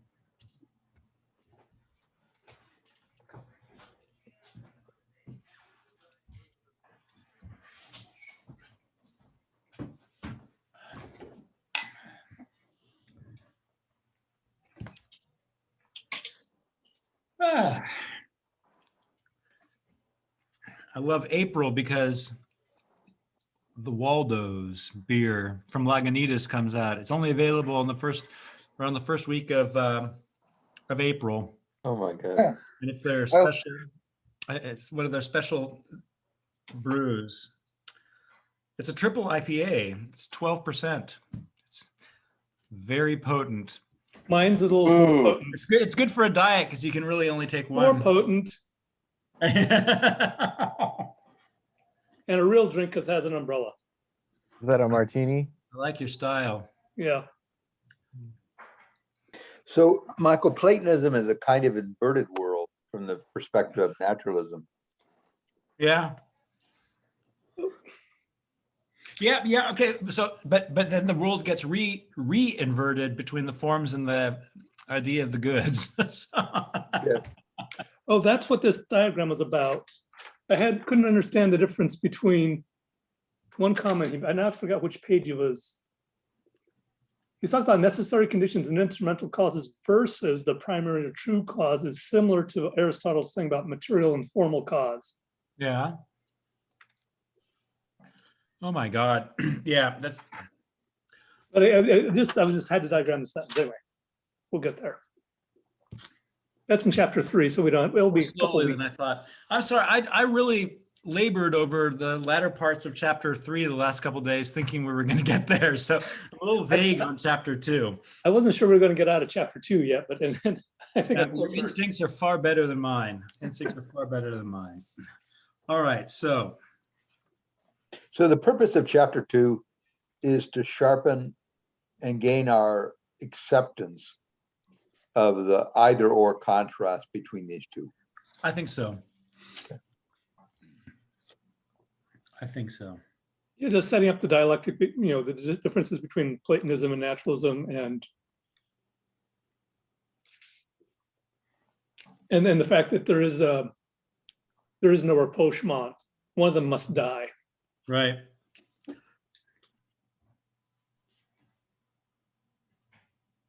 It seems like they could be completely. So in an ideal world, they could completely ignore each other because they're doing completely different things. But they operate at different levels too. So you'd think that they would. Right. But this is the thing about naturalism: is it wants to eschew philosophy, and at the same time, it wants to be the only philosophy. Yeah, and so it wants to be about the whole, but can't give it, but has nothing to say about the whole, except we need to think about it as if it were causally closed, and we need to think about it, right? In order for science to do its shtick, we have to. So naturalism does extend to the whole, but it does it not through knowledge, but through method. In order for us to interpret our scientific results, we have to think of the universe as causally closed. We have to think of every cause as temporally prior. We can't think of higher causes. We can't think of non-empirical causes. We can't think of formal causes. All of that falls out of science, not because they're not there, but because our method demands that we abstract from certain things, and whatever we abstract from can't be part of the thing we explain, namely nature, and nature's everything. So naturalism wants to be a philosophy, and at the same time doesn't really think that philosophy has anything to add. And Platonism is just much more straightforward. There is philosophy, and philosophy is thought about the interlocking intelligibles, and understanding the interlocking of the intelligibles gives us the tool to understand not just that things happen, but why they happen. The why is never given in any empirical sense report. And yet to know things is to know why. What I would like about this is that thing I often muse when I deal with people of the 5 previous sins. They all have an implicit metaphysics. They just don't want to admit it. They all have some intelligibles that they're wielding. They just don't want to admit it. And I think that the start of the chapter where he talks about normatives. It's Right. so true. Like what I mean, science came up with eugenics. I mean, that's the kind of normative shit you end up when you try to do things with empiricism rather sloppily, I might add. But What's still, wrong with- right? What's wrong with eugenics? Well, I'm going to do just fine. I'm reading a guy on Plotinus, who early 20th century British cleric who was pro eugenics, and I mean, he writes very in a very melancholy vein about the Greeks and what a great race the Greeks were, and how terrible it is that they were involved in so many wars, because they basically, extinguished their own greatness, right? There was not enough Greek substance to be transferred to later periods of times. It's very amusing to read. Yeah, they clearly Michael, should have. It's very good. this conversation is being recorded, my friend. I don't know if you want that. Yeah, out. no. Well, I mean, but the thing is that the French call themselves a race. The French, so nations often think of themselves as races, and that's not how race is thought in our society at all. So, the Greek race has nothing to do with skin color or whatever. I don't know. It's a cultural construct. Race is said in many ways. So Anyway, it's a cultural construct. Yeah.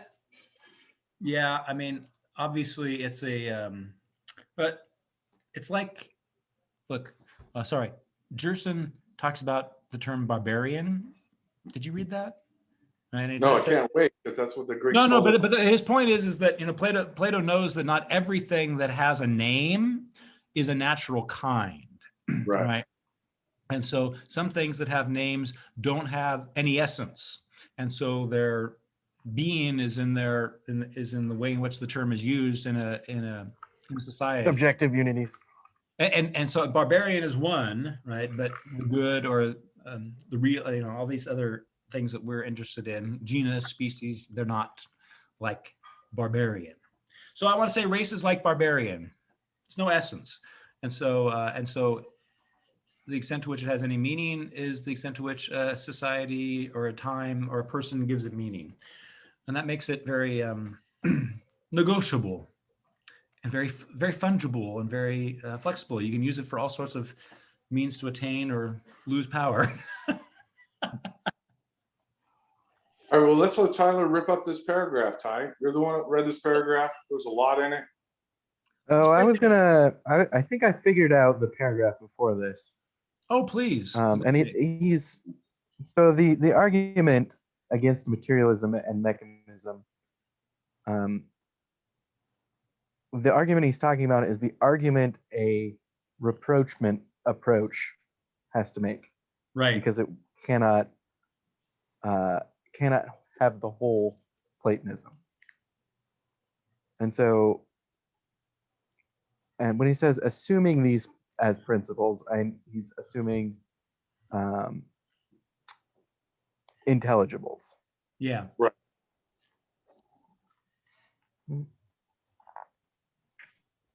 Oh, I totally had this. What? I just lost my train of thought. So you're undoubtedly 120 proof scotch and think it through again, Tyler. Look, it's only, I mean, I understand it like this.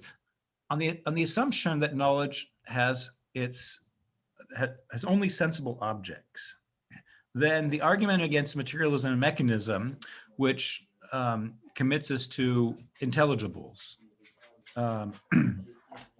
Oh shit, I just lost it too. My dog came in at the decisive moment and broke my chain of thought. My train of thought. No, this. Was that an accidents causal series or per se? Was that the intention of the dog? No. It's just a joke. Like I know that. I think he's just intention. If it was It was a good one. if the dog had intention, it was per se, not accidental. Damn it, Tim! Can you read the text? He's just saying that if you're trying to argue against materialism by making materialist assumptions, i.e. that the knowledge is only of the sensibles, it misfires. All right, yeah. The problem is the way he starts the way we started the paragraph. I think we weren't clear on who was making the argument and why. And Right. so I had to read backwards and be like, oh, right, okay. So yeah, it seems like a pretty minor point embedded in a very convoluted paragraph. Yeah. It's not as complicated as it seems at first, just Right. because of the way he wrote it, which is, yeah. So basically, There are, if knowledge is knowledge of sensibles, there are no intelligibles, and so there's no explaining things outside of other empirical phenomena. Yeah, there's just description, endless description of particular. Exactly. right, you All right. undermine the grounds for explanation to be a project. This So will have maybe full what makes employment this- with endless description. What makes this complicated is this is one of those rapprochement examples, poorly labeled, as Tim will surely note. And Let's okay, move on to similarly. excellent.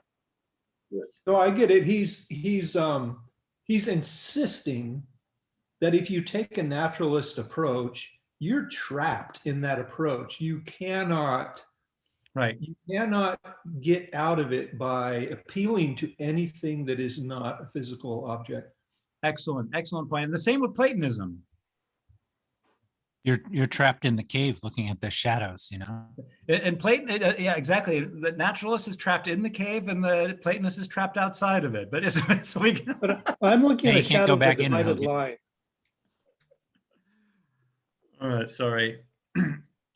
So what really But excited me about naturalism's gonna eventually end up as, it's gonna be like ashes. You won't, there'll be, people cannot speak to each other. There's there's no truth. There's no error. right. Except So convention. welcome to the modern world, Philip. Come on. Well, that's just your opinion, Philip. But importantly, it's true that there is no truth. That's right. That's the thing. That is for me one of the most powerful arguments against the naturalist conception of things. But That argument being that it's true there is no truth. Is that what you said, Tyler? Yeah. Right, they're committed to something their whole account doesn't allow them. so, Once they try. exactly, their whole account is suspended and dangles from ideal relations like truth. Yet they resolutely ignore what they dangle from. Yes, yeah.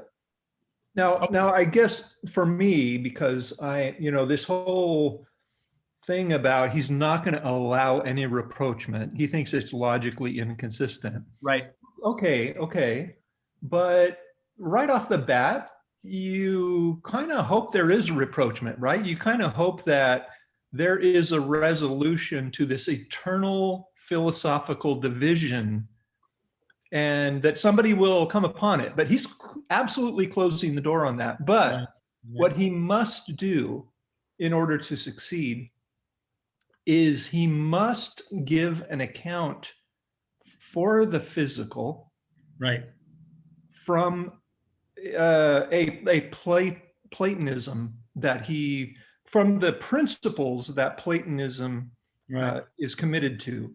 And if he can't do that, then he's got a similar problem. Interesting. Yes, I think but, that he does say. go ahead, Charles. He does say, and I can't put my finger on it, but he does say that on both sides, naturalism is really stuck. Naturalism cannot admit to anything incorporeal. But Right. he says that's not absolutely true of Platonism. That Platonism does have the possibility of reaching out to the corporeal from the incorporeal. Right. And so the two things are not really stuck in their own corner. That naturalism is stuck in its own corner. but Platonism is not. Platonism has the possibility of bridging that gap. I think that's true. I love the next paragraph where we get to moral normativity. Okay, Universal- let's get there through. So what's the point of this? Why did we read this last paragraph, right? There's a question about, so one of the things we want to understand is identity and difference. It's a very important theme in this book. And we can explicate that a little bit by his color example. And then the rest of this paragraph focuses on the difference between, the putative difference between identity on the one hand and similarity or resemblance on the other hand. And I went through many, many discussions in Drunken Philosophers where everybody always likes to say, well, primitive human beings, they build up a world by, they notice that, this color is similar to that color, and that these similar colors are always come together with, or always appear together with these similar shapes. And so we take these little sense atoms, this color, this shape, this sound, and we start bundling them together according to resemblance relations so that we finally get these fixed objects. And then on the basis of that, we have a coherent world. And then we can start, eventually after 10,000 years, we can start doing science. But on the basis of the way in which our, so to speak, everyday world is built up out of these elementary sense unities. Go ahead, Tyler. No, that's Peter. Tyler's just making fun of me. Okay, my bad. I thought you wanted to say My something. feelings are hurt. And so, No. I went through a million different renditions of the problem of resemblance and similarity, and you can't see resemblance. And you're using a criterion for determining if two things resemble one another, because resemblance is not itself not a sense datum. And anyway, so I thought I put this together very nicely in a very compact package, and so I'm pleased with it. But that's why I'm excited. But let's get to the first point about color. Let's get to Can I Peter. make my point? Yeah, I didn't It even know you wasn't had Tyler's one. point. I was making the point, and you just didn't steamrolled over me. But anyway, getting back to this identity and similarity in drunken philosophy, the point is that I have categorized also highlighted, because categorizing is saying this external, just finding external relation or similarities from the outside in a sense. And that's all that all this AI and all those things like that can do. They don't have the internal connections that are necessary for real knowledge. And there seemed to be a point there, but I've forgotten what it was now. Oh, that was very good, Peter. Why don't you share the text, by the way, to the screen? Do we want the text on the screen? Is it not on the screen? I see text on the screen. I don't know. No, it's not. Oh, It All seems to be right, up. so the argument against nominalism, which is that there is evidently, okay, so this is the argument. There is, oh, sorry, you just scrolled down. There is evidently a phenomenon of identity and difference that nominalism denies. Stop right there. Why does nominalism deny that?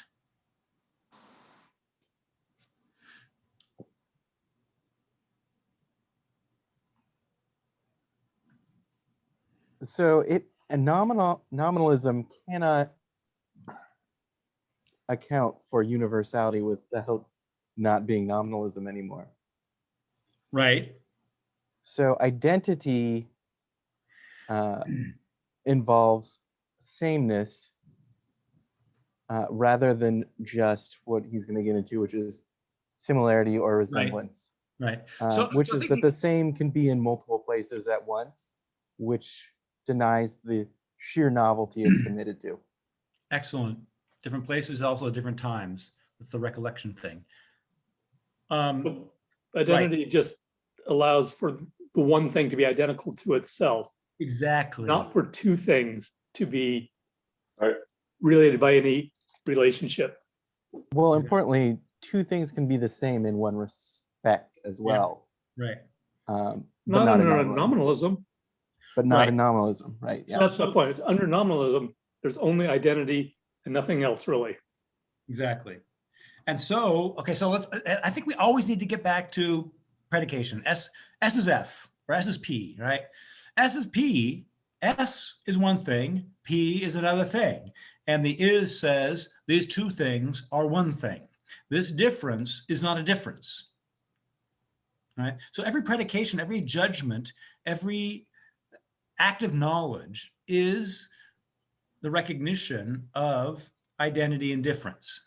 So I think that he actually should say there's evidently a phenomenon of identity in difference and not and difference, okay? We always have to bring it back to this predication, this S is P or S is F. So this is the initial problem that nominalism needs to solve, all right? And he's going to get at how it tries to solve that and whether it's successful or not. But just always think that this identity and difference is exactly what's going on in a judgment that's predicative. We don't say S is S. We don't say P is P. We say S is P.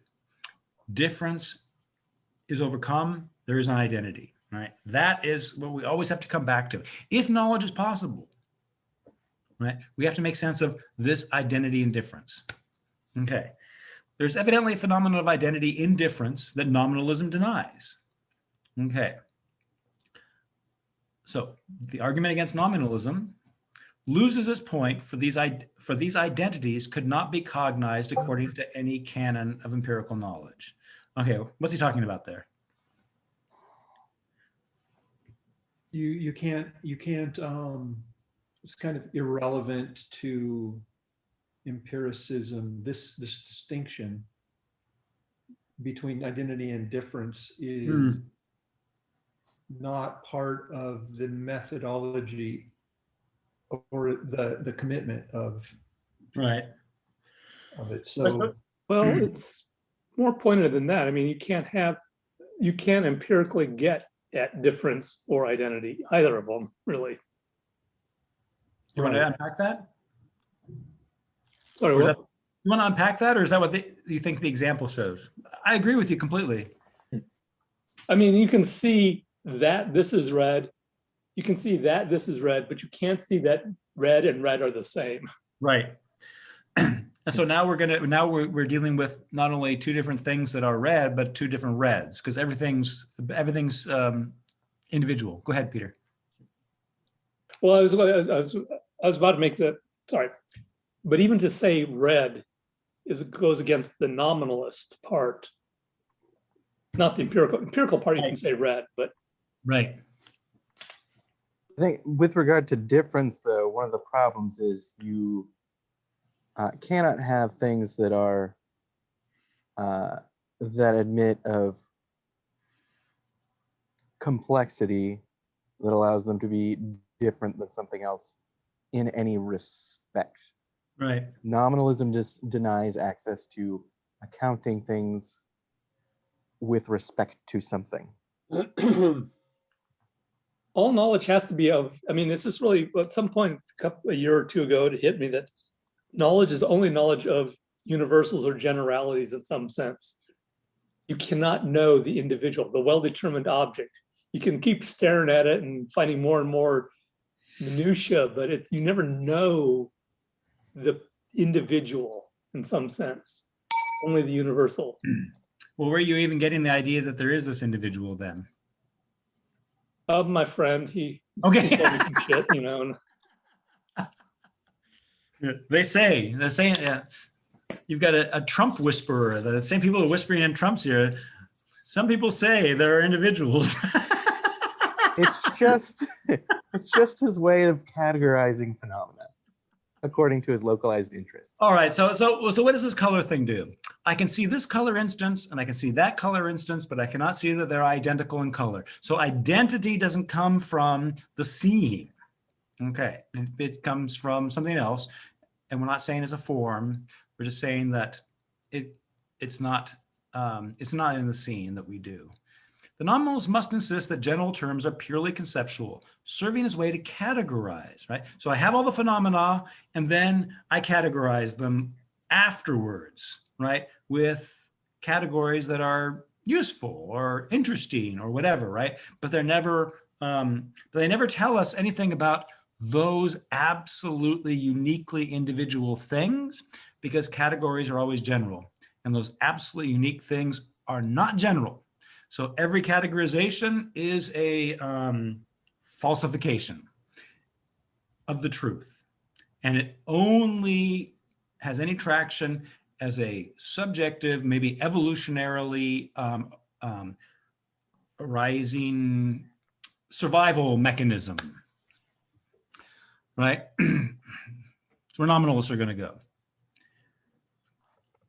These phenomena manifest no identity, but only similarity or resemblance or likeness. Okay, what phenomena? Right.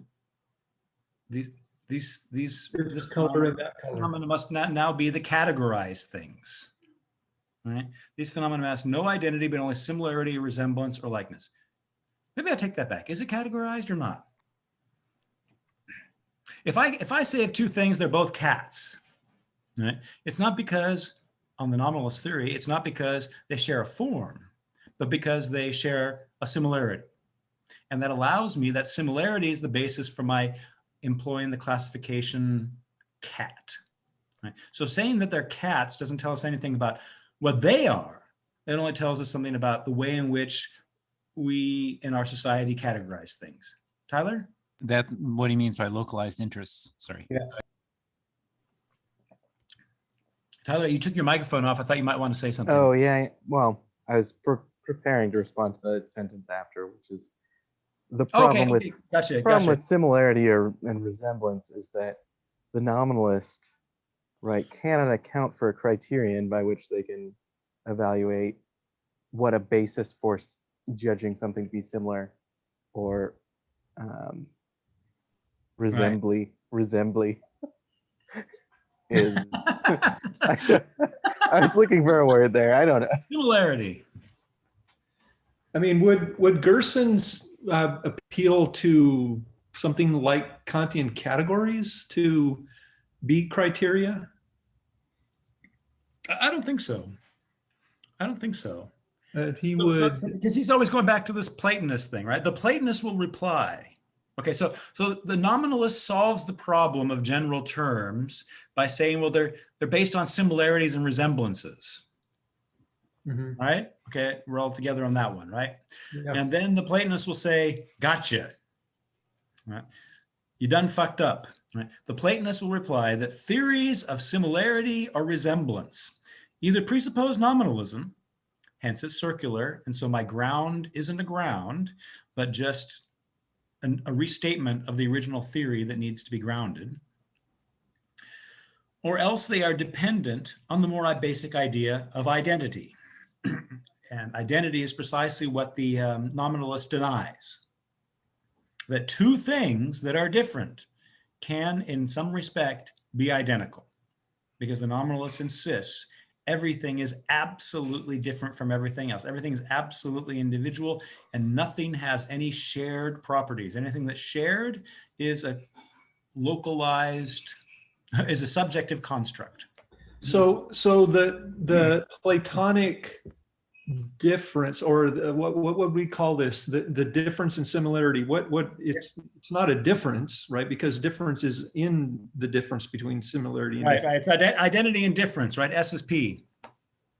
Okay, so what do we call that? Because isn't one of the categories that Kant appeals to, which he got from Aristotle? Yeah. Doesn't it relate to difference? Yes. Yeah. So in a sense, then it is a category, but it's maybe just one category. I see. Yeah. But the Kantian categories are much more on the subjective side. I don't think Plato took the forms to be subjective. But oh my God, that's complete heresy! Heresy! What do you mean they're subjective? Yeah, Kant was not a subjective. He's not a subjective idealist. No, he was not a subjective idealist, sure. Okay. But the categories are subjective in the sense that they're related to how humans, maybe not subjective, I guess humanist or something like that. Right.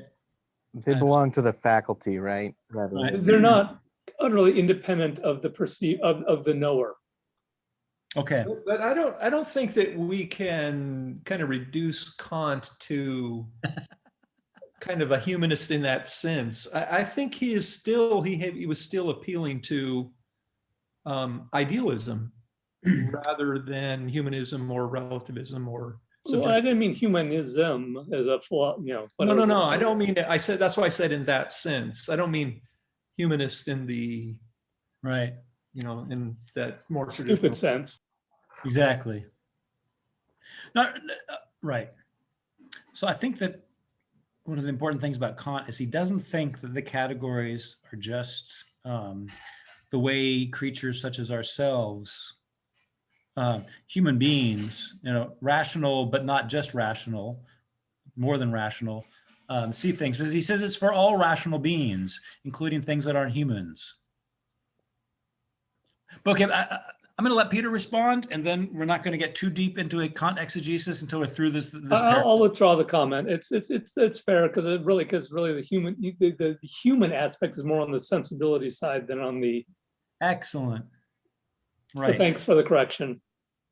But the idea that cause and effect are not two things but one, but the substance accidents are not two things but one, right?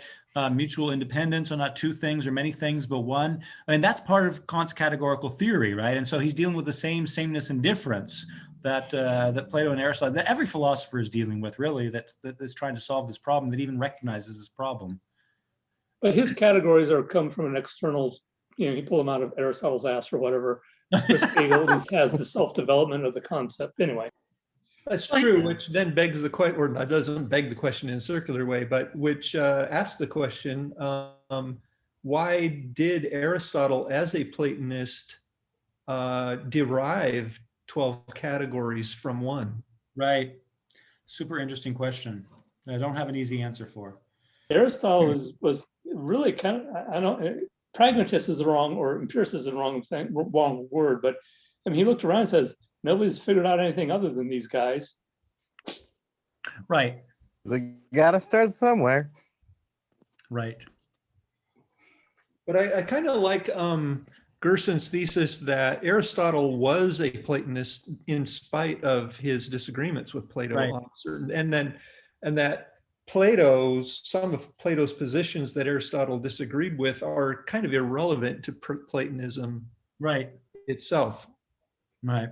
As the systematic Platonism, there are principles that formulate a systematic philosophy, but some of Plato's opinions are not necessarily concluded from that system.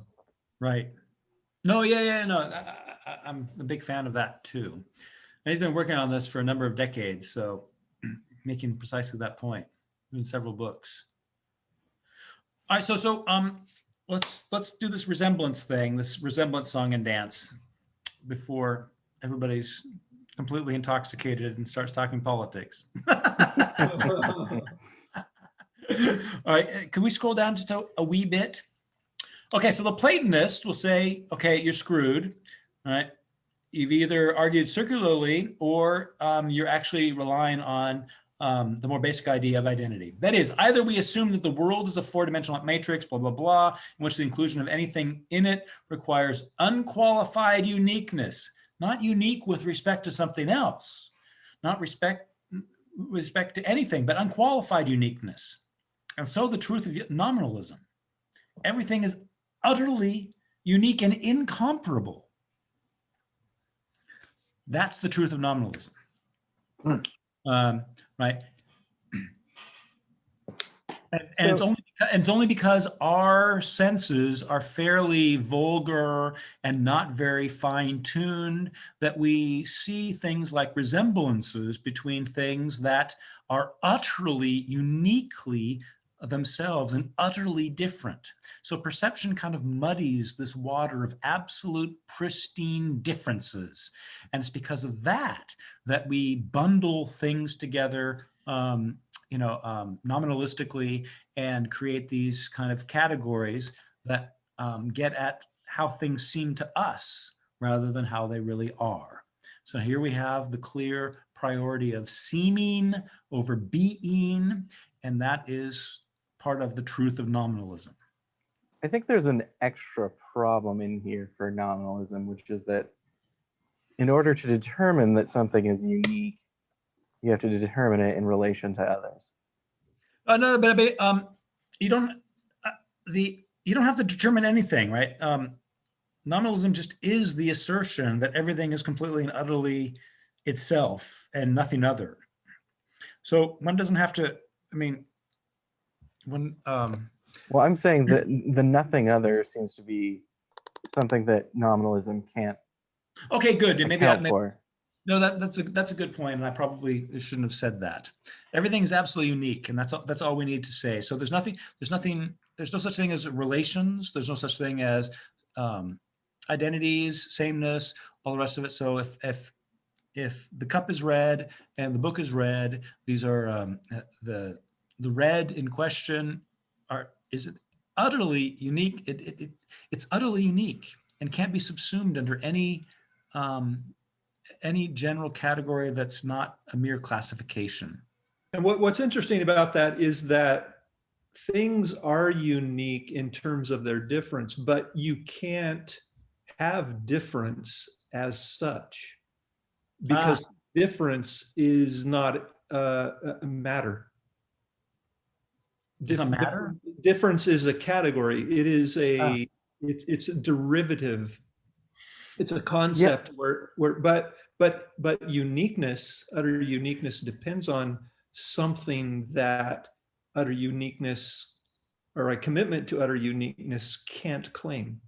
Yeah, I guess the thing with nominalism is that it doesn't have to say things are unique necessarily. Right. It requires uniqueness, but it's not, the nominalist doesn't have to say what uniqueness is, in a sense. Well, that's kind of cheating, really, because I mean, well, totally cheating. Nominalism is a cheater. Exactly. Okay, so It's pretty harsh, Tyler. well, at least the kind of nominalism that We're all cheaters, so I guess. Harley was a principal, so pay attention, Tyler. no, but Tyler, I mean everybody. If we deny anything general, there is no such thing as generality in the universe, right? Then what we've committed ourselves to is the inference is that everything is radically non-general, right? And we need a word for that. The word for that is individual. And so by denying universals, we have a world that is nothing but bare particulars, as the term got called in the 60s in Anglo-American philosophy. By denying universals, we invoke the universal of individuality. Right. And so we don't have to describe the individuality of the individuals. And I think that's where you always want to go. You want to say, well, they're committed to describe the universality of the. Oh, Tyler. No, you're safe for this time, Peter. You said they owe an account. You would say they owe an account of, I mean, at least they used to say, they would owe an account. They'd have to determine what individuality is. But all they have to do is negate the universal and then draw the conclusion that whatever individuality is, right, it's the negation of what follows from the negation of the universality. So every time we try to describe these things in universal terms, right, we're denying our original premise and we're contradicting ourselves. So they don't actually, so because their theory is based on this negation of universality, they're not compelled to give a universal theory of the individual. They're only saying whatever those things are, right? We can't impute any kind of universality to them. And so they're kind of like things in themselves. But I think Tyler's point is that just to say the term individual is itself a universal. Individual universalizes the notion of. See, I disagree. I think it's like barbarian. You know, it's not giving us a natural kind. It's just giving us a tool for designating whatever it is that is whatever it is denoted by the phrase that which has no universals, right? We're going to give that a name, and a name only, because we don't know anything about its nature. We're going to give I that see. name to So- the individual. I see. So individual is not pertinent. It's only the Yes. negation of universality. Right. But then you still have to have the negation, and you have to have universality, which are universals. Well, I like hearing from this from you, Tim, actually.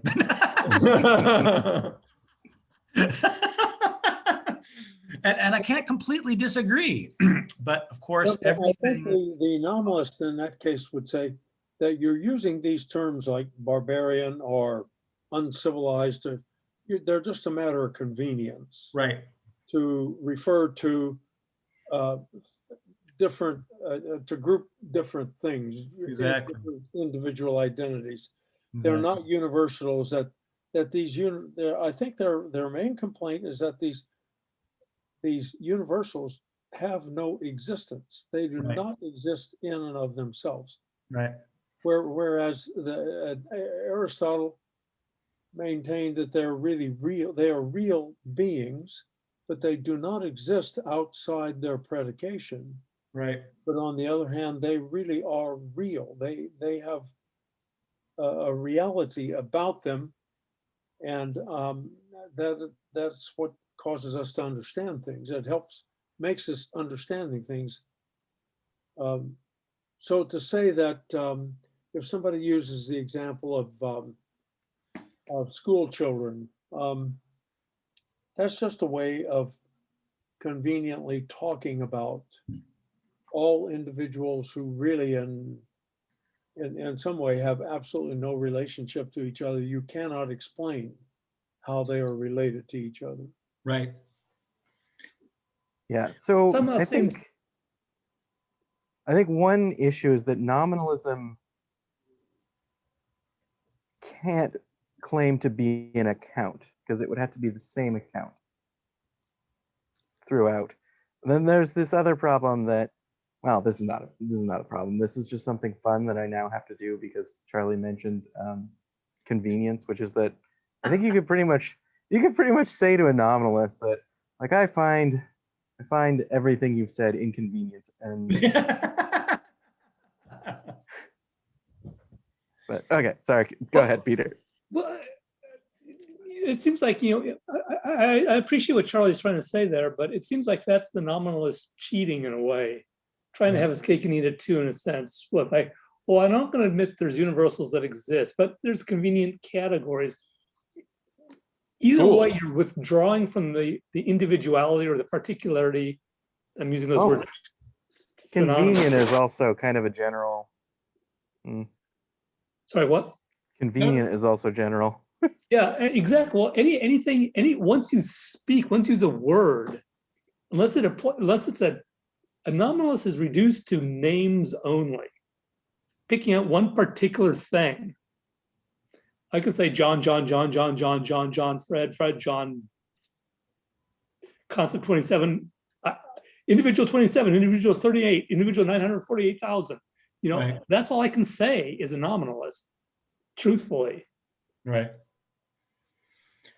And what naming is, I'm talking. naming is doesn't say the same. John, which would be a phrase of convenience, is all, just to indicate all that. But that doesn't mean that everybody named John actually has something in common, that they would be, there would be some difference, there would be some identity and difference among them. So like, but then is a word like green, is that a name or not? No, it's not a name, it's a concept. Yeah. You can say concept 27, concept 38, concept 99. You can't even relate them as green. You don't know whether I was talking about green or red or yellow or the angst of the middle class or what. Mm-hmm. Well, it's not red or yellow because it's green. Well, but you can't even say that as a nominalist. Yeah, it's really hard to talk about things as a nominalist without, Yes, it not is. saying anything. Right. But you're using the wrong name. Trump's a nominalist, maybe. It's like the biologist who says that there is no teleology, but then describes everything in terms of purpose. Well, I mean, except for the purpose, there's no I mean, this really reminds me of the sensuality chapter, the first chapter of Hegel, where here and now, Right. really trying to get particular, but you have to use here and now, which are universal concepts, in order to do that. Among the Right. most universal, like the way further zoomed out. So it's the most ironic. This is Exactly. totally unique. This is also totally unique. Exactly. Well, what about that? That's what I wanted to know about. Yeah, the nominalist thing is very interesting because obviously it attributes some kind of weird universality to the mind, but then at the same time, they has to say that every mind is absolutely, utterly unique, right? Individual, because even though we create the mind creates categories. You know, a worldler is going to say, yeah, but it's going to be creating categories on the basis of the understanding of what it is that's categorized, right? And so those things aren't really external; they're actually internal to the category, right? But so, on the one hand, nominalism is going to have a theory of mind that is, according to its own theory, radically individual. And so, what it's going to have to say is that my categories are different than your categories. But it can't even say anything. I mean, but it's going to say, well, it's convenient, and right. But it's going to say, well, inferring from my ontology is that every brain is also radically unique, and therefore every categorization is radically unique. And then we get in the problem of, you know, then everything we say, every time you use red and I use red, we automatically equivocate, and we have absolutely no idea which sense of red is being used, because I'm going to explain my sense of red, and you're going to explain your sense of red, and those are all going to be radically unique categories to me and to you, and there's just and so communication is rendered unintelligible, and a shared world is rendered completely and utterly unintelligible. So it's a weird theory. It's also interesting that I was wondering, what do nominalists say is the advantage of their position? Why would they hold this position? universals are ectoplasmic and icky, I guess. Well, that's the 20th century response. You know, I'm not. Okay, I'm going to go out on a limb here. I've read only a little Occam, but Occam's nominalism, which became the historically widespread form of nominalism, is fundamentally a theological position, and it has to do with the difference between divine knowledge and human knowledge. And God's concepts are the things that they're concepts of. There's a complete identity, right? And humans only represent. Humans only represent. Otherwise, we would be guilty of superbia, of trying to know as God knows, right? And as a Franciscan, not a Dominican, this is no-go zone, right? We don't know as God knows. Right? So we need another account of knowledge, and nominalism is the result of thinking about concepts as representations, and then representations as being as individual as the things that they're representations of. So God's the ultimate nominalist? No, God's the ultimate realist. No, because God's thoughts are the things that they're thoughts of. We have to be But he has no distinction nominalists. between his thought and the particular individual that it is, right? No, So the idea is that we have to be nominalists so that God can be a realist. Exactly. Which is, you know, That's deep. obviously not something you can God account depends for on with us? nominalism. Because otherwise we would know as God knows. And then when we know God, we would know God as God knows himself, right? And when we do that, we arrogate ourselves to being ourselves divine, because God is his knowledge of himself. Right? And so we have this whole divinization problem going on in the 14th century, response to Aquinas and Meister Eckhart and all this other stuff, right? So this is a theological distinction that became the basis for modern science theory of language. So yeah, that's That's the wasn't there- advantage. We're not gods. But wasn't there another thing going on, a dynamic that wasn't necessarily related to theistic ideas? And that is the kind of the impasse between empiricism and idealism. Much And later. That's that, much later. that people got really disillusioned with metaphysics. And so they thought it was like a dead end. Metaphysics was a dead end. And so when kind of empiricism came along, it seemed like, or no, I think I'm talking myself out of this idea. Never mind. I have to say it's much later, and it's not. They draw on nominalism as a handy way of dispatching sclerotic university Aristotelianism of the 16th and 17th century. You know, the counter-reformational theology and philosophy was very restricted and therefore very comical and was easy to make fun of. And that's exactly what happened. And so Plato and Aristotle were reduced to their the simulacra that 16th and 17th century scholasticism made of their positions. So I think there's a lot of historical stuff going on here, but nominalism is fundamentally a response to Dominican realism that fell in hard times with a bunch of papal, what are they called? Not excommunications, but papal decrees that rejected certain theses as heretical. And that opened the way for a Franciscan understanding of things, that knowledge is fundamentally based on faith and not based on anything else. Well, I will admit that my gravitation toward materialism heretofore was because I lost all confidence in theistic claims. Right. And I didn't really even know what idealism was. So if that historically was what the case was, that people were rejecting theism and nominalism was a convenient, or let's say the ready at hand way to reject that, Mm-hmm. then, and that in rejecting that, they conceived of themselves as rejecting idealism. Right. Yeah, I could see that. Yeah, I mean, historically, you can understand that the clearing away, right? The clearing away an impediment to a certain style of research and a certain style of knowing things that seemed to be burgeoning at the time, right? So they adopted any philosophical position that gave them the opening to pursue this line of thought. But many of those philosophical positions that they opted for in order to ward off the dominant scholastic understanding of truth and reality and divinity and all the rest of it.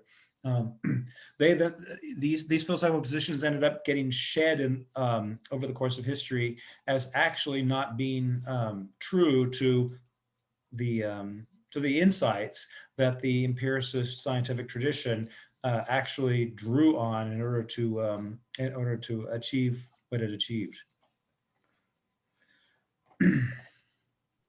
And then all these theories then get reworked and they get more sophisticated and all the rest of it. So we find nominalism popping up actually a lot in the 20th century. Is Tyler reading the Holgate book? This is the Popkin because this discussion is reminding me of a certain section of it, but I'm probably not going to find it all of a sudden, but it's in All right, so here. did we get through this paragraph? We never really got to approximation, did we? I don't know if anybody cares, but I do. Right. So the question isn't how do we understand resemblance without invoking identity? Okay. If two things are similar or resemble each other, that is because they have one or more identical properties in common. And now the utter uniqueness of nominalism breaks down. Okay, if this is denied, that's what nominalists will do, then the opaqueness of the putative relation of similarity resemblance leaves us wondering what makes one thing similar to or resemble another? Now he poses this question as if resemblance or similarity were an objective relation that obtained between things. And if it obtains between things, then we should be able to say, wherein does similarity consist? Okay, and then, so what is the relation of similarity? What makes it work? Approximation will work no better. Okay, so now we've got an alternative. Maybe similarity is purely subjective. Let's drop down to approximation. And now he gives an example. If the number of people in the lecture hall today is approximately the number present last week, what is the criterion of approximation? All right. Either 7, the difference of 7 people or of 8 people defines approximation. And then we ask the question, why that number? Or there is no number that defines approximation, in which case we're thrust back on a subjective seeming. Well, it seems similar. And therefore, but just because things seem similar doesn't mean they are similar. Now, if there is no criterion of approximation, then no definite claim is being made in asserting approximation. We don't know what we're asserting when they say that they're approximately the same, right? But the number is approximately the same. We don't know what we're asserting. And I think that's the most important point. That's what got me off on this paragraph. Like you're trying to fuzzify a concept, but Yes. as an anomalist, you don't have a concept, so you can't fuzzify it to make it Right. sort of or approximate. That's so great. So what's happening here is we have a word, and it seems like it has very definite uses. Right? Approximate. We know how to use that word. It must be super definite. But when it's used conceptually, it either has a criterion for its use or it doesn't. Right? So we're actually duped by the linguistic specificity of the term into thinking that it has conceptual specificity. You could say more than you can mean. That's it. That's exactly right. Our words seem to have more specificity or more definiteness than they do. So there's no definite claim being made in asserting approximation. If there is a definite claim, in other words, we nail down a criterion, this would seem to be purely subjective. We're back at 7. Is it 7 or 8 different people? Does that make approximation? If there's 20 people more, is that actually approximately the same size or not? And is therefore equivalent to making no definite claim about reality, but rather only a definite claim about how things seem to me, which might be quite different than how they seem to you. There's the issue that if I'm going to say roughly speaking, I have to know what precisely speaking is. Well, you can even say 1 is approximately 20 billion. Right. Because it depends on the scale of the Exactly. number, and that is kind of depends on the application. It's very relative to whatever total universe you're considering. Right. But it's still a seeming, because why is 1 related to 20 billion more approximate than 1 to 30 billion, regardless of what your scale is? Right? Where's the approximation coming from? And now it just seems like, well, it seems. Go ahead. On an infinite scale, 1 and 20 billion are the same. Exactly.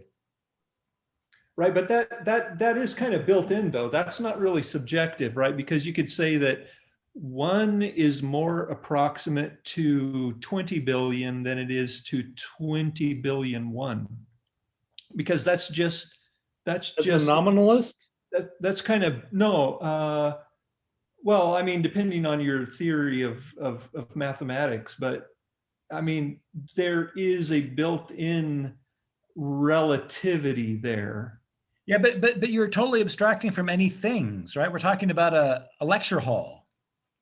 Right. No, exactly. So this is, numbers are kind of a unique category, right? But right. But he is talking about numbers and the number of people in a. Right. But he's actually not giving a number, right? And the question, if you give a number, the question is what makes exceeding that no longer approximate? Yeah.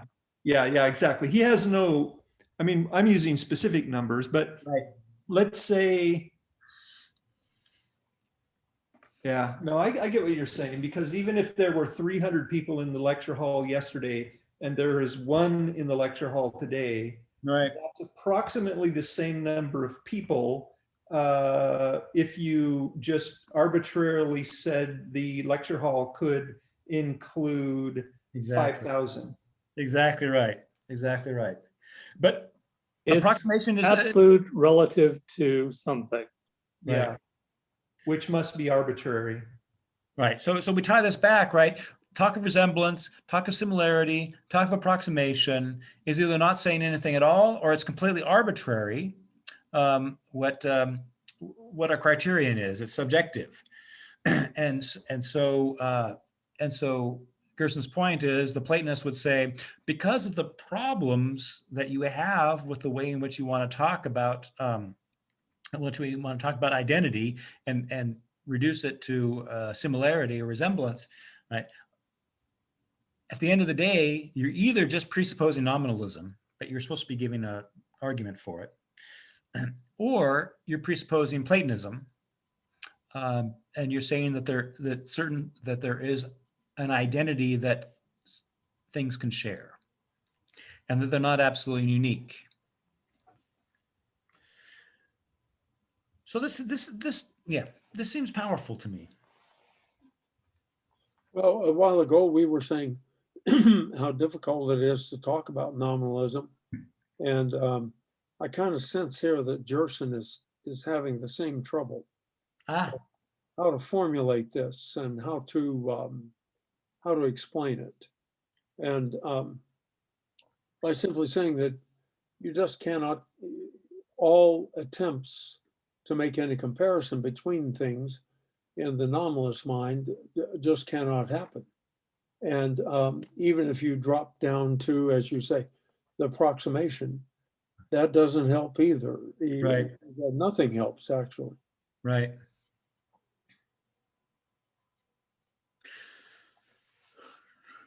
So I've somewhat forgotten why he's making these arguments, but I found this paragraph in particular very powerful against a certain cast of mind, a certain way of speaking that wants to replace ideal identities with resemblances. And I think this draws out the logical problems with that move very well.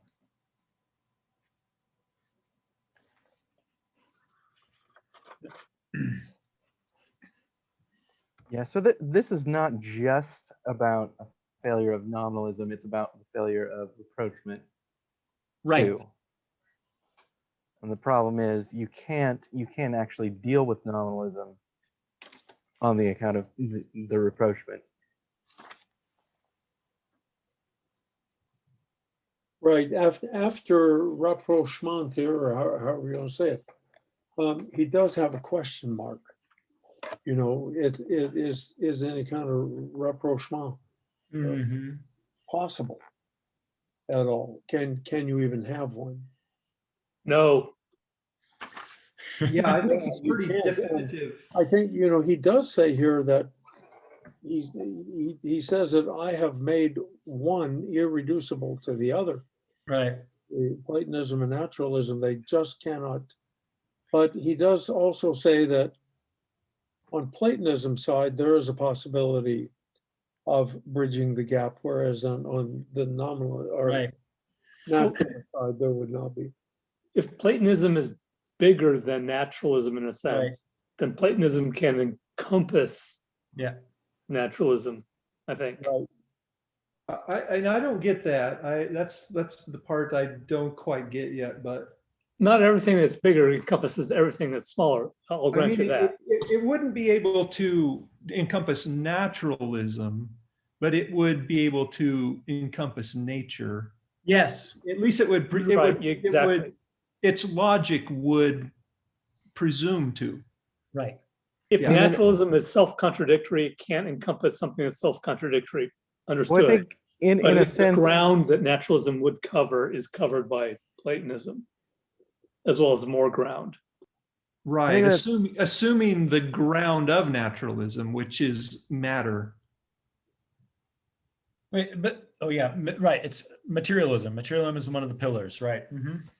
But the divided line shows that there's knowledge at each of these levels, and naturalism is thinks it's the whole line in a sense, but it's Right. really Platonism puts certain things down at a certain level and calls it doxa rather than knowledge. I think so. Platonism has a criterion by which it can determine naturalism fails to account for something. Naturalism does not have a criterion by which Platonism can be said to fail to account for something. And that criterion is Conan's good. What is good in life, Conan? To crush your enemy, to see him flee before you, and hear the lamentation of the women. So there can be no rapprochement. But Tyler, I think that naturalism does have a criterion by which it denies the validity of Platonism, and that is not that it's coherent, but it does have one. And that is if it's not observable, if it's not sensible, then it's not true. But if it's not coherent, is it a criterion? I mean, it's according to the system, it is. And according to the system, which is naive. But then that they is have to its appeal. criteria. They have to appeal to true in that case, and suddenly they're talking about something not sensible themselves. Well, that's true. I mean, that's the criticism that idealism has. Yeah, the nominalist, in some sense, or the rapprochement account has to reach for something that they're not allowed to have unless they commit themselves to Platonism in order to deny Platonism. Yeah. Nice point. Yeah. Thus becoming Platonist. Is there a difference between Platonism and idealism ultimately? I think they're all in the same school. In the same school? I mean, would you say that the principles, let's say we take the Gerson approach to idealism and you say that, well, there are many idealists, they all disagree with each other on some points, but there is a core system that is idealism. And is that the same thing as that core system that is Platonism? Well, it's consistent with, remember, Platonism is an underdetermining set of principles. There's a lot of room for disagreement, Plato and Aristotle, and I believe idealists. Given that idealists are not naturalists, then they are philosophers.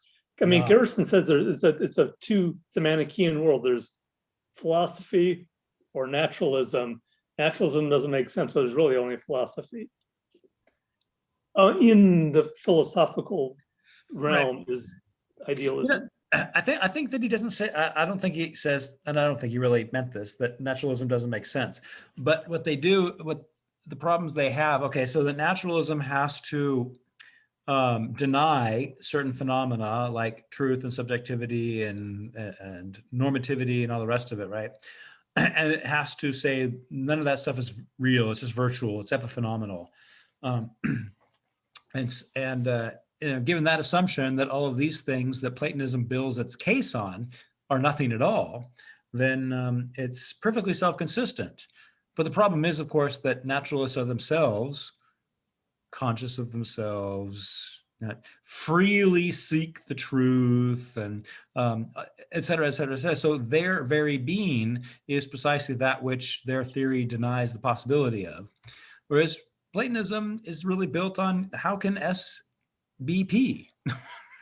any claim of anything is going to be S is P, right? And how is that possible, right? And so Platonism really is able to encompass the entirety of the physical world and the world of truth, because it inquires into how S can be P.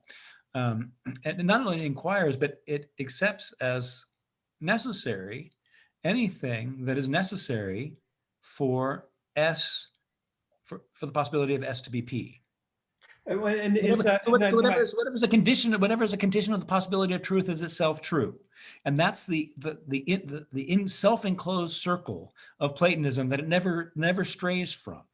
We are only, when we look at reality, we look at how is it possible for S is P to be true, and so all we do is look for the truth conditions of truth itself. And so, and anything that's a truth condition of truth itself is itself retroactively true, because without it, there would be no truth. And so we stay in this marvelous, intelligible world that is constructed by that kind of question and that kind of inquiry. Thanks for listening. well, then let me ask you, my question though is idealism that at its core, or is there something that differentiates idealism from that as it's at its core? I don't think so, but I'm going to say, for instance, that the difference between Hegel and Plato is that, or at least the difference between Hegel and Plotinus is that Hegel denies that there is that spirit or nous. He denies that there's anything more ultimate than that. And so the oneness, unity, is a dimension of mind or spirit or nous, whereas the Neoplatonists considered to be the nous to be a derivative of the one, and the one's properties of being beyond being. And for Hegel, so this is an inner Platonic dispute. Is the one prior to nous, or is the one an aspect of nous, and so therefore not prior? So we can see that idealism at its core is fundamentally an internal Platonic quarrel.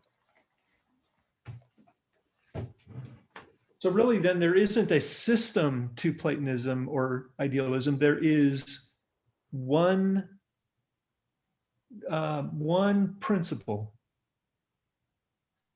and it diverges just right from any let's say derivation of that principle or application of that principle, because that's pretty core. I mean, that gets at the heart, which one is prior. You've already diverged just right out of the gate from the first principle. It's kind of like the second divergence, because the first divergence is from naturalism. Yeah. Well, no, I'm talking about the internal debate.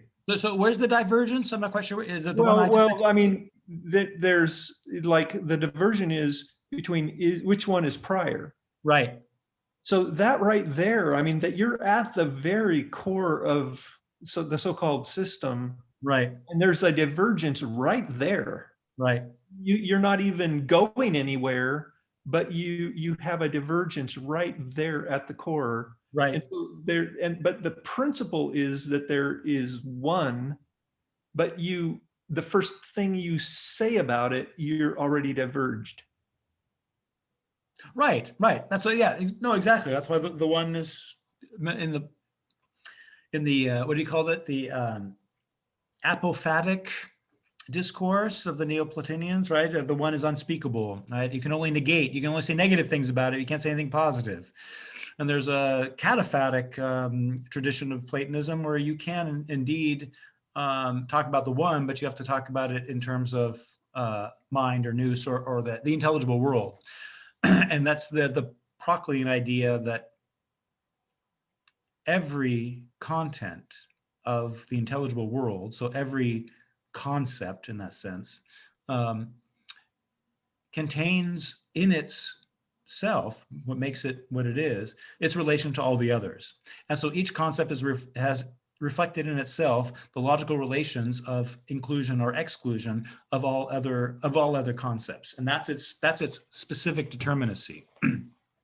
So we can see the one and the many playing out here in the intelligible world, and then there's the question, does this require a prior, unspeakable, unnameable unity that Plato obviously investigated in the second half of the Parmenides dialogue? All right, I'm not sure that was an answer to your question, but it seems like it. I mean, you kind of went in a little bit different direction, but still the same insight holds, I think, and that is that there really isn't a system. I mean, maybe Gerson will convince me, but really there's just a one core principle. And that's the only thing shared. Wait, what is the one core principle that you think? The one. Unity. Yeah, unity. That's Well, I the think- only thing that's really truly shared among all idealists / Platonists. And they begin to even differ about what that unity is. Right. I would have Yeah. gone with intelligibility, Yeah. but I mean, they're related, of course. But you can see how either the Hegelian or the Platonian, right, are both explaining in a way that appeals to intelligibility rather than just Yeah. sensibility. Right. Yeah, I sort of feel like it's more about intelligibility. Actually, during part of this discussion, I was looking up paragraphs 270 and 271 in Phenomenology of Spirit, because I thought maybe it had something to do with this, but I think Hegel's making a more narrow point. Yeah. So so for, I mean, obviously at the beginning of Hegel, right, being just the logic, being as such is nothingness as such, and nothingness as such is being as such, and this ideal movement, this movement of thought that doesn't move ever out of itself, but just becomes self-determining in this back and forth between being and nothingness, and therefore the ultimate conclusion of this relation between being and nothingness is determinacy itself, has incorporated this unspeakable unity that is prior to, because it's more simple than mind. Into Hegel incorporates this unity that seems to be prior to, and therefore in some sense external to, mind. He incorporates it into mind as the principle of the mind's own activity that always remains within itself. And so it's a motion that doesn't go anywhere. It's a change that it's a changing that's always having changed, and so is not something moving or anything like that, right? So we get this whole idea of intellectual motion that doesn't go anywhere. So Hegel's really wrestling with and trying to come up with a way of understanding the relationship between unity and multiplicity that is mind, that doesn't separate them into two separate things, which he thinks that Plotinus did. Yeah, so sorry, that's very esoteric Hegel stuff. Well, that's good. I think that is what he's saying here, though. Well then, why don't you highlight what's relevant to us? Bo's the timekeeper. People are after 7. People are free to go without incurring, There is no free going. insult or Like there's no injury. free Wrath lunch. of Michael. Yeah, I think I'm actually burning out. I'll take this opportunity to bow out this time. All right. Thanks. It was a very interesting evening. All right. It We'll was see you an next week. evening. Bye. We'll see you next week with a smaller reading. Okay. Excellent. Thank you. I think I will go too, and I hope next week I won't be quite so tired as, All right. Yeah, we hope that too. yeah, okay. Take See you care. next week. Thank you, and as usual, it was really great. It was interesting. Thank you. Thanks for your contributions, Charles. Okay, see you next week. Thank you. Bye. Ciao. So Garth, before everybody disappears, you want to bring your Hegel into this just for a second? Hegel's the crowd disperses. Okay, right. So you have the thing, Yeah. and you have the universal, and one is a copy of the other, Okay. right? And I think he's going to highlight some problems with this, but this is maybe a view that's somewhere in between nominalism and Platonism. Uh-huh. And or it's a critique of Platonic forms, or one understanding of Platonism in a sense, like how Right. Gerson talks about different camps of Plato, right? Right. So what is doing the work, I guess, maybe is the question that he's addressing in this paragraph. Is it the thing, or is it the copy? Doing the work of what? I guess the thinking or the understanding of it, or I guess, I mean, you have a good question, but I can't say I fully understand paragraph 270. I think that there's a continuity between Gerson and Hegel insofar as, I mean, Gerson just kind of blew my mind when he said, and I didn't understand it before, but I'm starting to understand it now, that forms are neither universal nor particular. And I was like, go ahead, Peter. I was to say that in 270, I think Hegel's talking about a law. It exists when a universal organic property, the inner, in an organic system has made itself into a thing, which is the outer. Mm-hmm. And so this thing is in some sense, a structured copy of the inner. Is that what you're getting at, Garth? Yeah. But I mean, laws, right? I mean, laws are like the cornerstone of our understanding of science, and every supposed naturalist philosopher believes in scientific laws, right? Right, but you accidentally, I think, said that the law is something about an understanding. The problem that observing reason has here is that it's using the concepts of the mere understanding from way back, several chapters ago, to try and understand what law is. When you come up against a living organism, law breaks down, because in some sense, a living organism is a law unto itself. It is itself defining and self-teleological, blah, blah, blah, blah. And the understanding just can't grok that shit.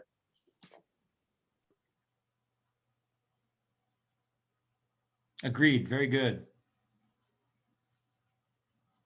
Which is the point of Kant's third critique, but somehow we never made it there. Well, at least Kant made it there. Yeah, but the Chicago group is working towards it, although that's going to be painful. Yeah, that's going to be interesting. I'm really glad going through this Chicago thing, because at least forced me to reread the first critique, and we'll read the second and the third. Maybe next year I'll actually have some understanding of it. Okay, go on to the next page.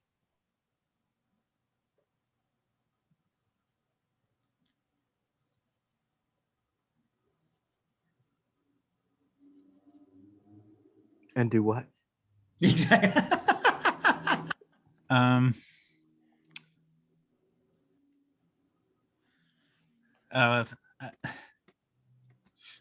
Okay, isn't this sort of the same point that Gerson is making about nominalism and approximation, or the use of categories in nominalism? Because it seems like what Hegel is saying here is that the different observers of the organism can classify it any way they want. Basically, is what he's saying in the second half of this paragraph. You can't really determine which of them is right. Right. Well, this is all about the difference between the inner and the outer. The problem is that on the inner side, we have sensibility, irritability, and reproduction, which have internal relations to each other in the concept. That's the inner part. Of course, Hegel has a whole thing about there's the inner and the outer, and there's the inner and the outer of the inner, and the inner and the outer of the outer. Mm-hmm. There's that whole complexity going on here as well. But sensibility, irritability, and reproduction have conceptual relationships that are in the concept. When you move out to the outer, you start getting these quantitative projections, as it were, of sensibility, irritability, and reproduction. He talks about the horse eating the hay and whether it's going to be stronger or something like that. Stronger can be measured on a quantitative scale. but the quantity can never capture, no matter what accidental correlations you can find in the quantity, cannot recapture that inner essential natures that were captured in the concept. You cannot reconstitute that from the merely quantitative exterior expressions of these things. That's what I take this section to be about. Yeah, I think this would relate more to Gerson's point about per se and per accidents in that sense, because in order to make sense of organic phenomenon, you have to account for per se. You cannot get to that through per accidents. And quantity is per accidents. And in Hegel's logic, quality precedes quantity. Right. And they're sublated in measure. For good measure. FYI, yes, exactly.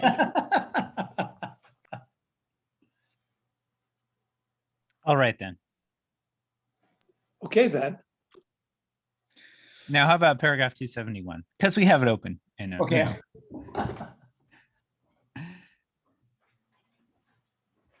So,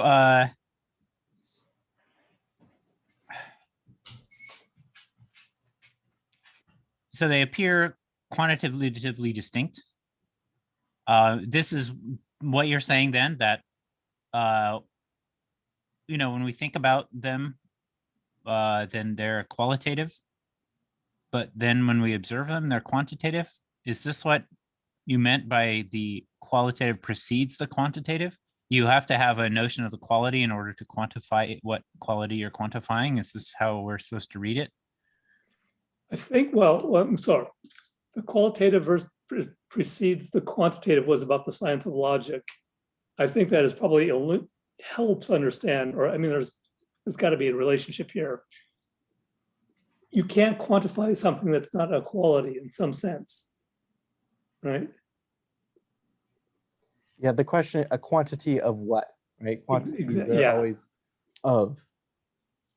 So, but we're in the phenomenology here. We're not at that level yet. I was just throwing that in as something that I was thinking about in the background through this whole section in the phenomenology. So you may need to re-ask your question, as I kind of forgotten, because, you know, 2 martinis in here. I didn't really have a question. I was just trying to interpret these paragraphs, and I thought they had a more direct connection to Gerson than I guess they did, because I mean Hegel's system. I mean, what is Hegel's system? I mean, it's like so different. Yeah, some people say, oh, Hegel's just clarifying some things that Kant said, and other people say he's completely refuting Kant, you know. It's and some much people say he's more Aristotelian. Some people saying he's taking the Platonic or Aristotelian idea of dialectics. just ignore what people say.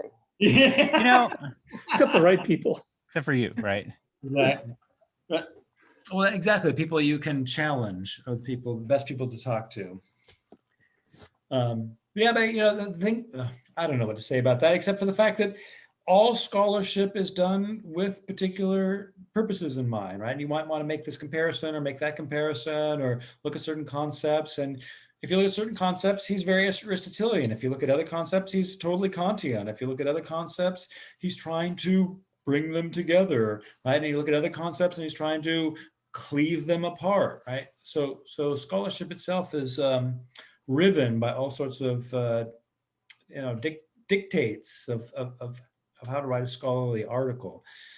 There's only a few philosophers that really have Hegel as a whole in their purview, but of course Rudel makes fun of that. But go ahead, Peter. I'll just point out that in 271, for instance, he talks about this whole increases the more that the quantity of earth in it decreases or whatever. It's one of those tautological relationships. But again, this is the problem of just bringing the mere understanding to bear on the problem of explanation. So in some sense, we are relating, so we're talking about explanation, in some sense here, we are relating back to what Gerson was talking about. So I do agree with that. And I had a point here, but I've forgotten what it was now.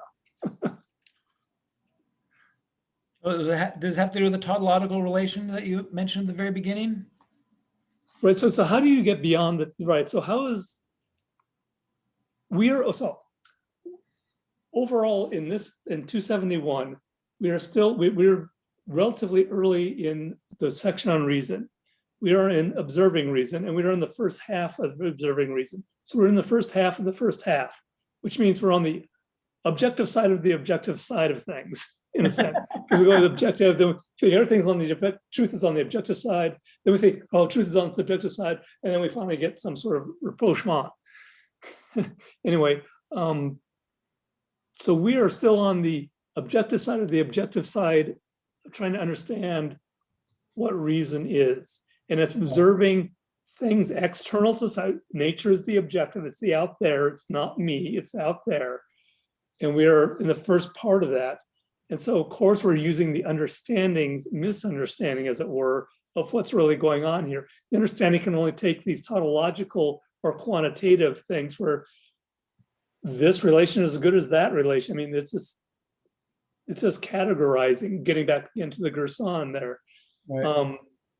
And so you cannot, as I said, the problem is the truth is really on the conceptual, the subjective side of things, is that's where the real relationships are. And they are expressed quantitatively, but you can't understand the quantitative in isolation from the qualitative. That's why he talks about the difference between sensibility, irritability, and reproduction versus like strength, like the nervous system is the externalization of sensibility. And looking at the nervous system, you can't figure out what sensibility is really about, because sensibility is intimately intertwined with irritability and reproduction. The nervous system is not intertwined with the externalization of irritability and reproduction. Yeah, that gets to, I think this is why I thought of this when I was in the Gerson paragraph, right? Like if you have an approximation, right? Like the idea is you have an error range, right? And it's within that error range, so it's approximately equal. You know, this is approximately that, right? It's fundamentally quantitative. Like an approximation is quantitative, but it's not qualitative. And so how do we bridge that gap? Because I sort of thought about like intelligibility, and I said like quantitative intelligibility is at most a finite number of degrees.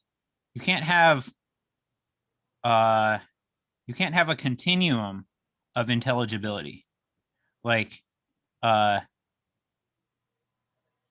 you have to distinguish some finite intervals, I guess, but that's still purely quantitative. I guess when I was thinking about intelligibility before, I didn't really bridge the gap to the qualitative. Right. And quantitative specifically divorces itself from the qualitative. Essentially, the quantitative removes itself from any relation that the content could bring with it. And since all the important stuff is happening on the content side, to quantify things is to specifically remove yourself from those relationships that actually matter. And now you're left with abstract, ad hoc, unrelated stuff. More and less of more and less. Yeah, more or less, yeah. Oh, hey, when's our next Hegel meeting? I know About 20 minutes. Is it this weekend or next weekend? It's this weekend. We canceled because the weather was too nice. We all gave up about 10 minutes into it. Oh, okay. Nice. So it's this weekend. So it's the 3rd. Okay, cool. I got to prepare for that. I'm excited. I'm excited about the things you were saying, Peter. It's just, I love it. I love I've been this. going through the philosophy chat, that they had a Hegel group that's about 20, 30 paragraphs ahead of us, Yeah. and they're going faster than we are. So I'm forcing me to read ahead and really think about these things. So by the time I get to you guys, you slowpokes, Right. I'll actually have something coherent to say, I hope. Excellent. Excellent. I'm super looking, because this is my very first time through the first half of the Reason chapter. Because in all the other seminars, I either had to, it was either skipped or I had to miss it because of other obligations, like my Latin test. Some So- quantitative relationships, no doubt. Yeah, exactly. It's ontic, Well- something bullshit. The old copy, the old Miller copy that I got at as a used book from Powell's, it has the guy's like reading assignment from the philosophy class he read it in. And Yeah. of course, he just read sense certainty, perception, skipped force and understanding, then read self-consciousness, that whole chapter, and then the second half of reason, Right. the reason in action, whatever it is. Right. And that's It's the it. best half. It is a great half, but I'm looking forward to this first half. And just in terms of the relationship between physics and chemistry and biology, and what kind of explanations are going on in all of these, and the internal, external. I mean, it's great stuff. This first half, it's just a little bit slightly more arcane than the other stuff. The difference between the relationships of chemism versus the life and everything, and it is really pure observation. I mean, in the beginning, we have pure observation of, well, it's just categorization purely on external aspects and only on similarities, and there's no real relationships there. Chemism is at least involved with a law, but it's a law based on abstract roles, like the positive and the negative and blah, blah, blah. And these things, but the relationship is an external relationship still. And it's only when you get to the living creature that you get an internally generated, as it were, relationship. Right. That's why biology, I mean, to speak platonically, biology is truer than physics. Its object is more one. But at least there's those three levels in a sense, which is kind of interesting.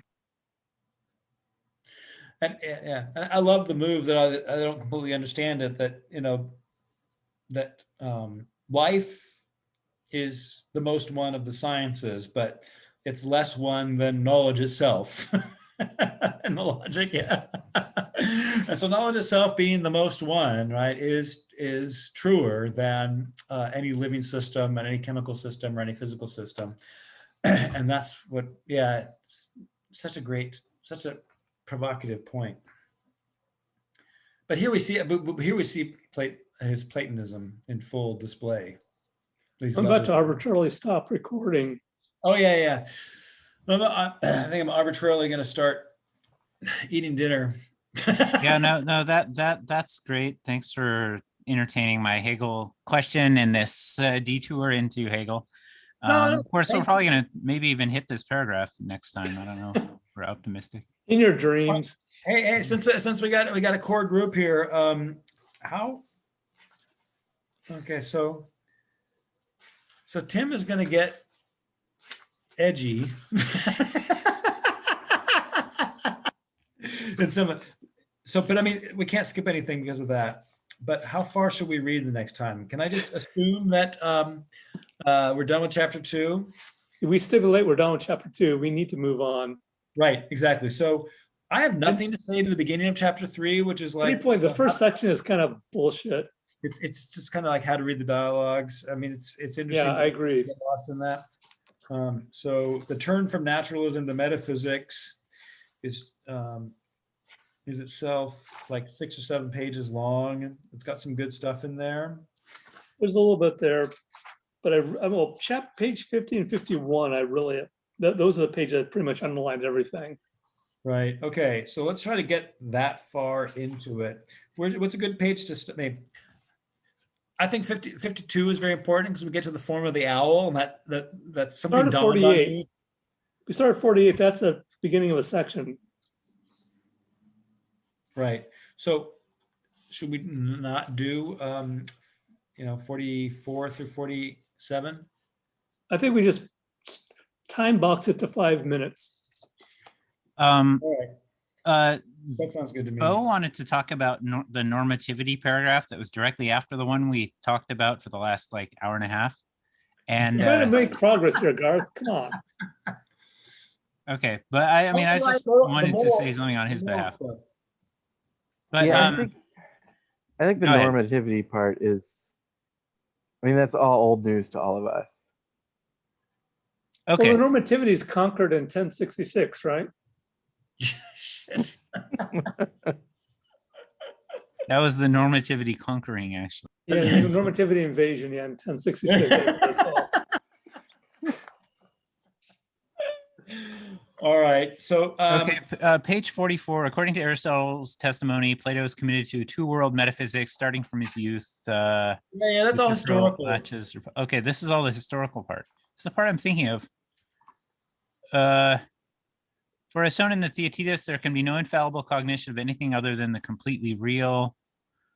It doesn't go very far into that. That's what I will validate that's underlined in my edition. Yeah, mine too. No, everything before that is underlined, but that's not. It's just drawing the boring conclusion from all the interesting premises. Okay, Everybody's I read thought the that was Theaetetus. a I mean, you've different read that in section than kindergarten, right? what I was thinking of at first. I'm thinking of the part where he talks about the natural explanations and that they're not satisfying. If I'm Yeah, but that seems to be phrasing after correctly. 48. Right? Okay. Isn't that the discussion of the conditions versus causes?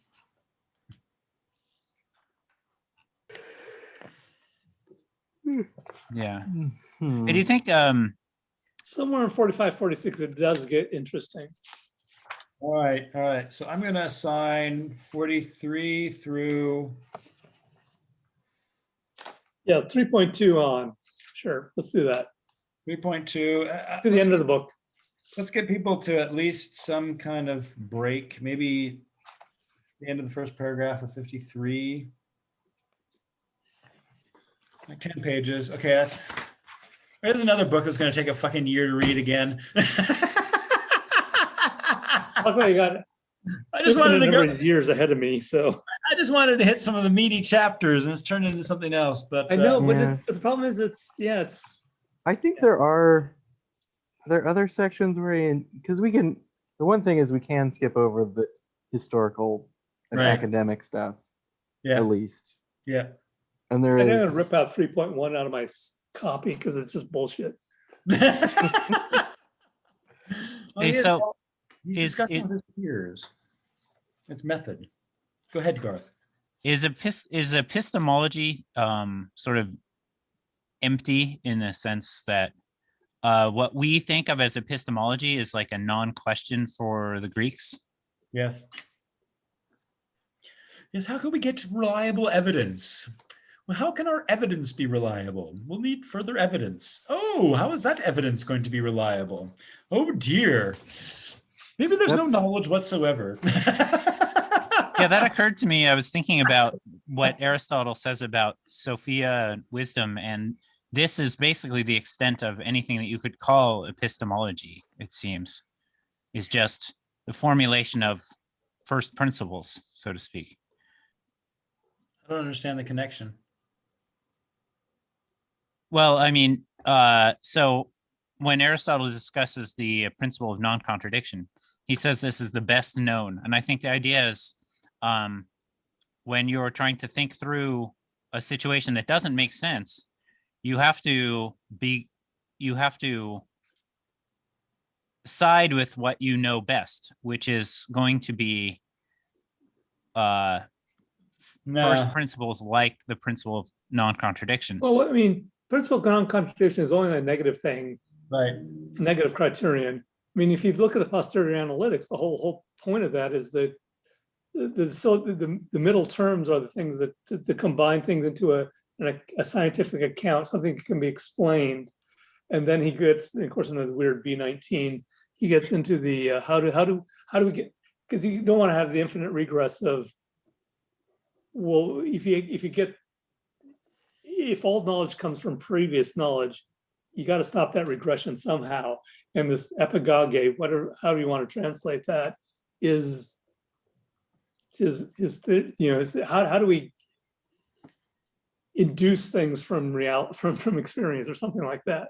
Mm-hmm, mm-hmm.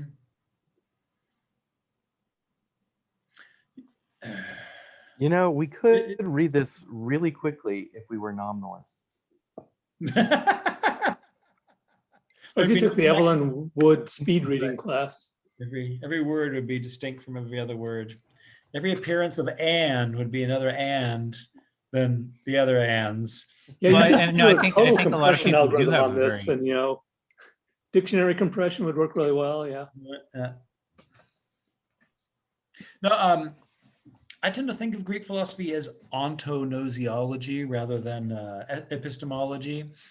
In the sense, the study of ontology and nous. No, the study of knowledge is the study of being, and so what you have to do is find knowledge that can't be otherwise, and you start there. And one thing that can't be otherwise is that sameness can't be the same. It can't be difference, and difference can't be the sameness, even if each one of them is the same as themselves and different from the other. And that's the basis. That's the categorical basis for any predication. And so, right. And so now we're off to the races, right? So we know that because if we didn't know that, then nothing we say would be knowledge, including the denial of that.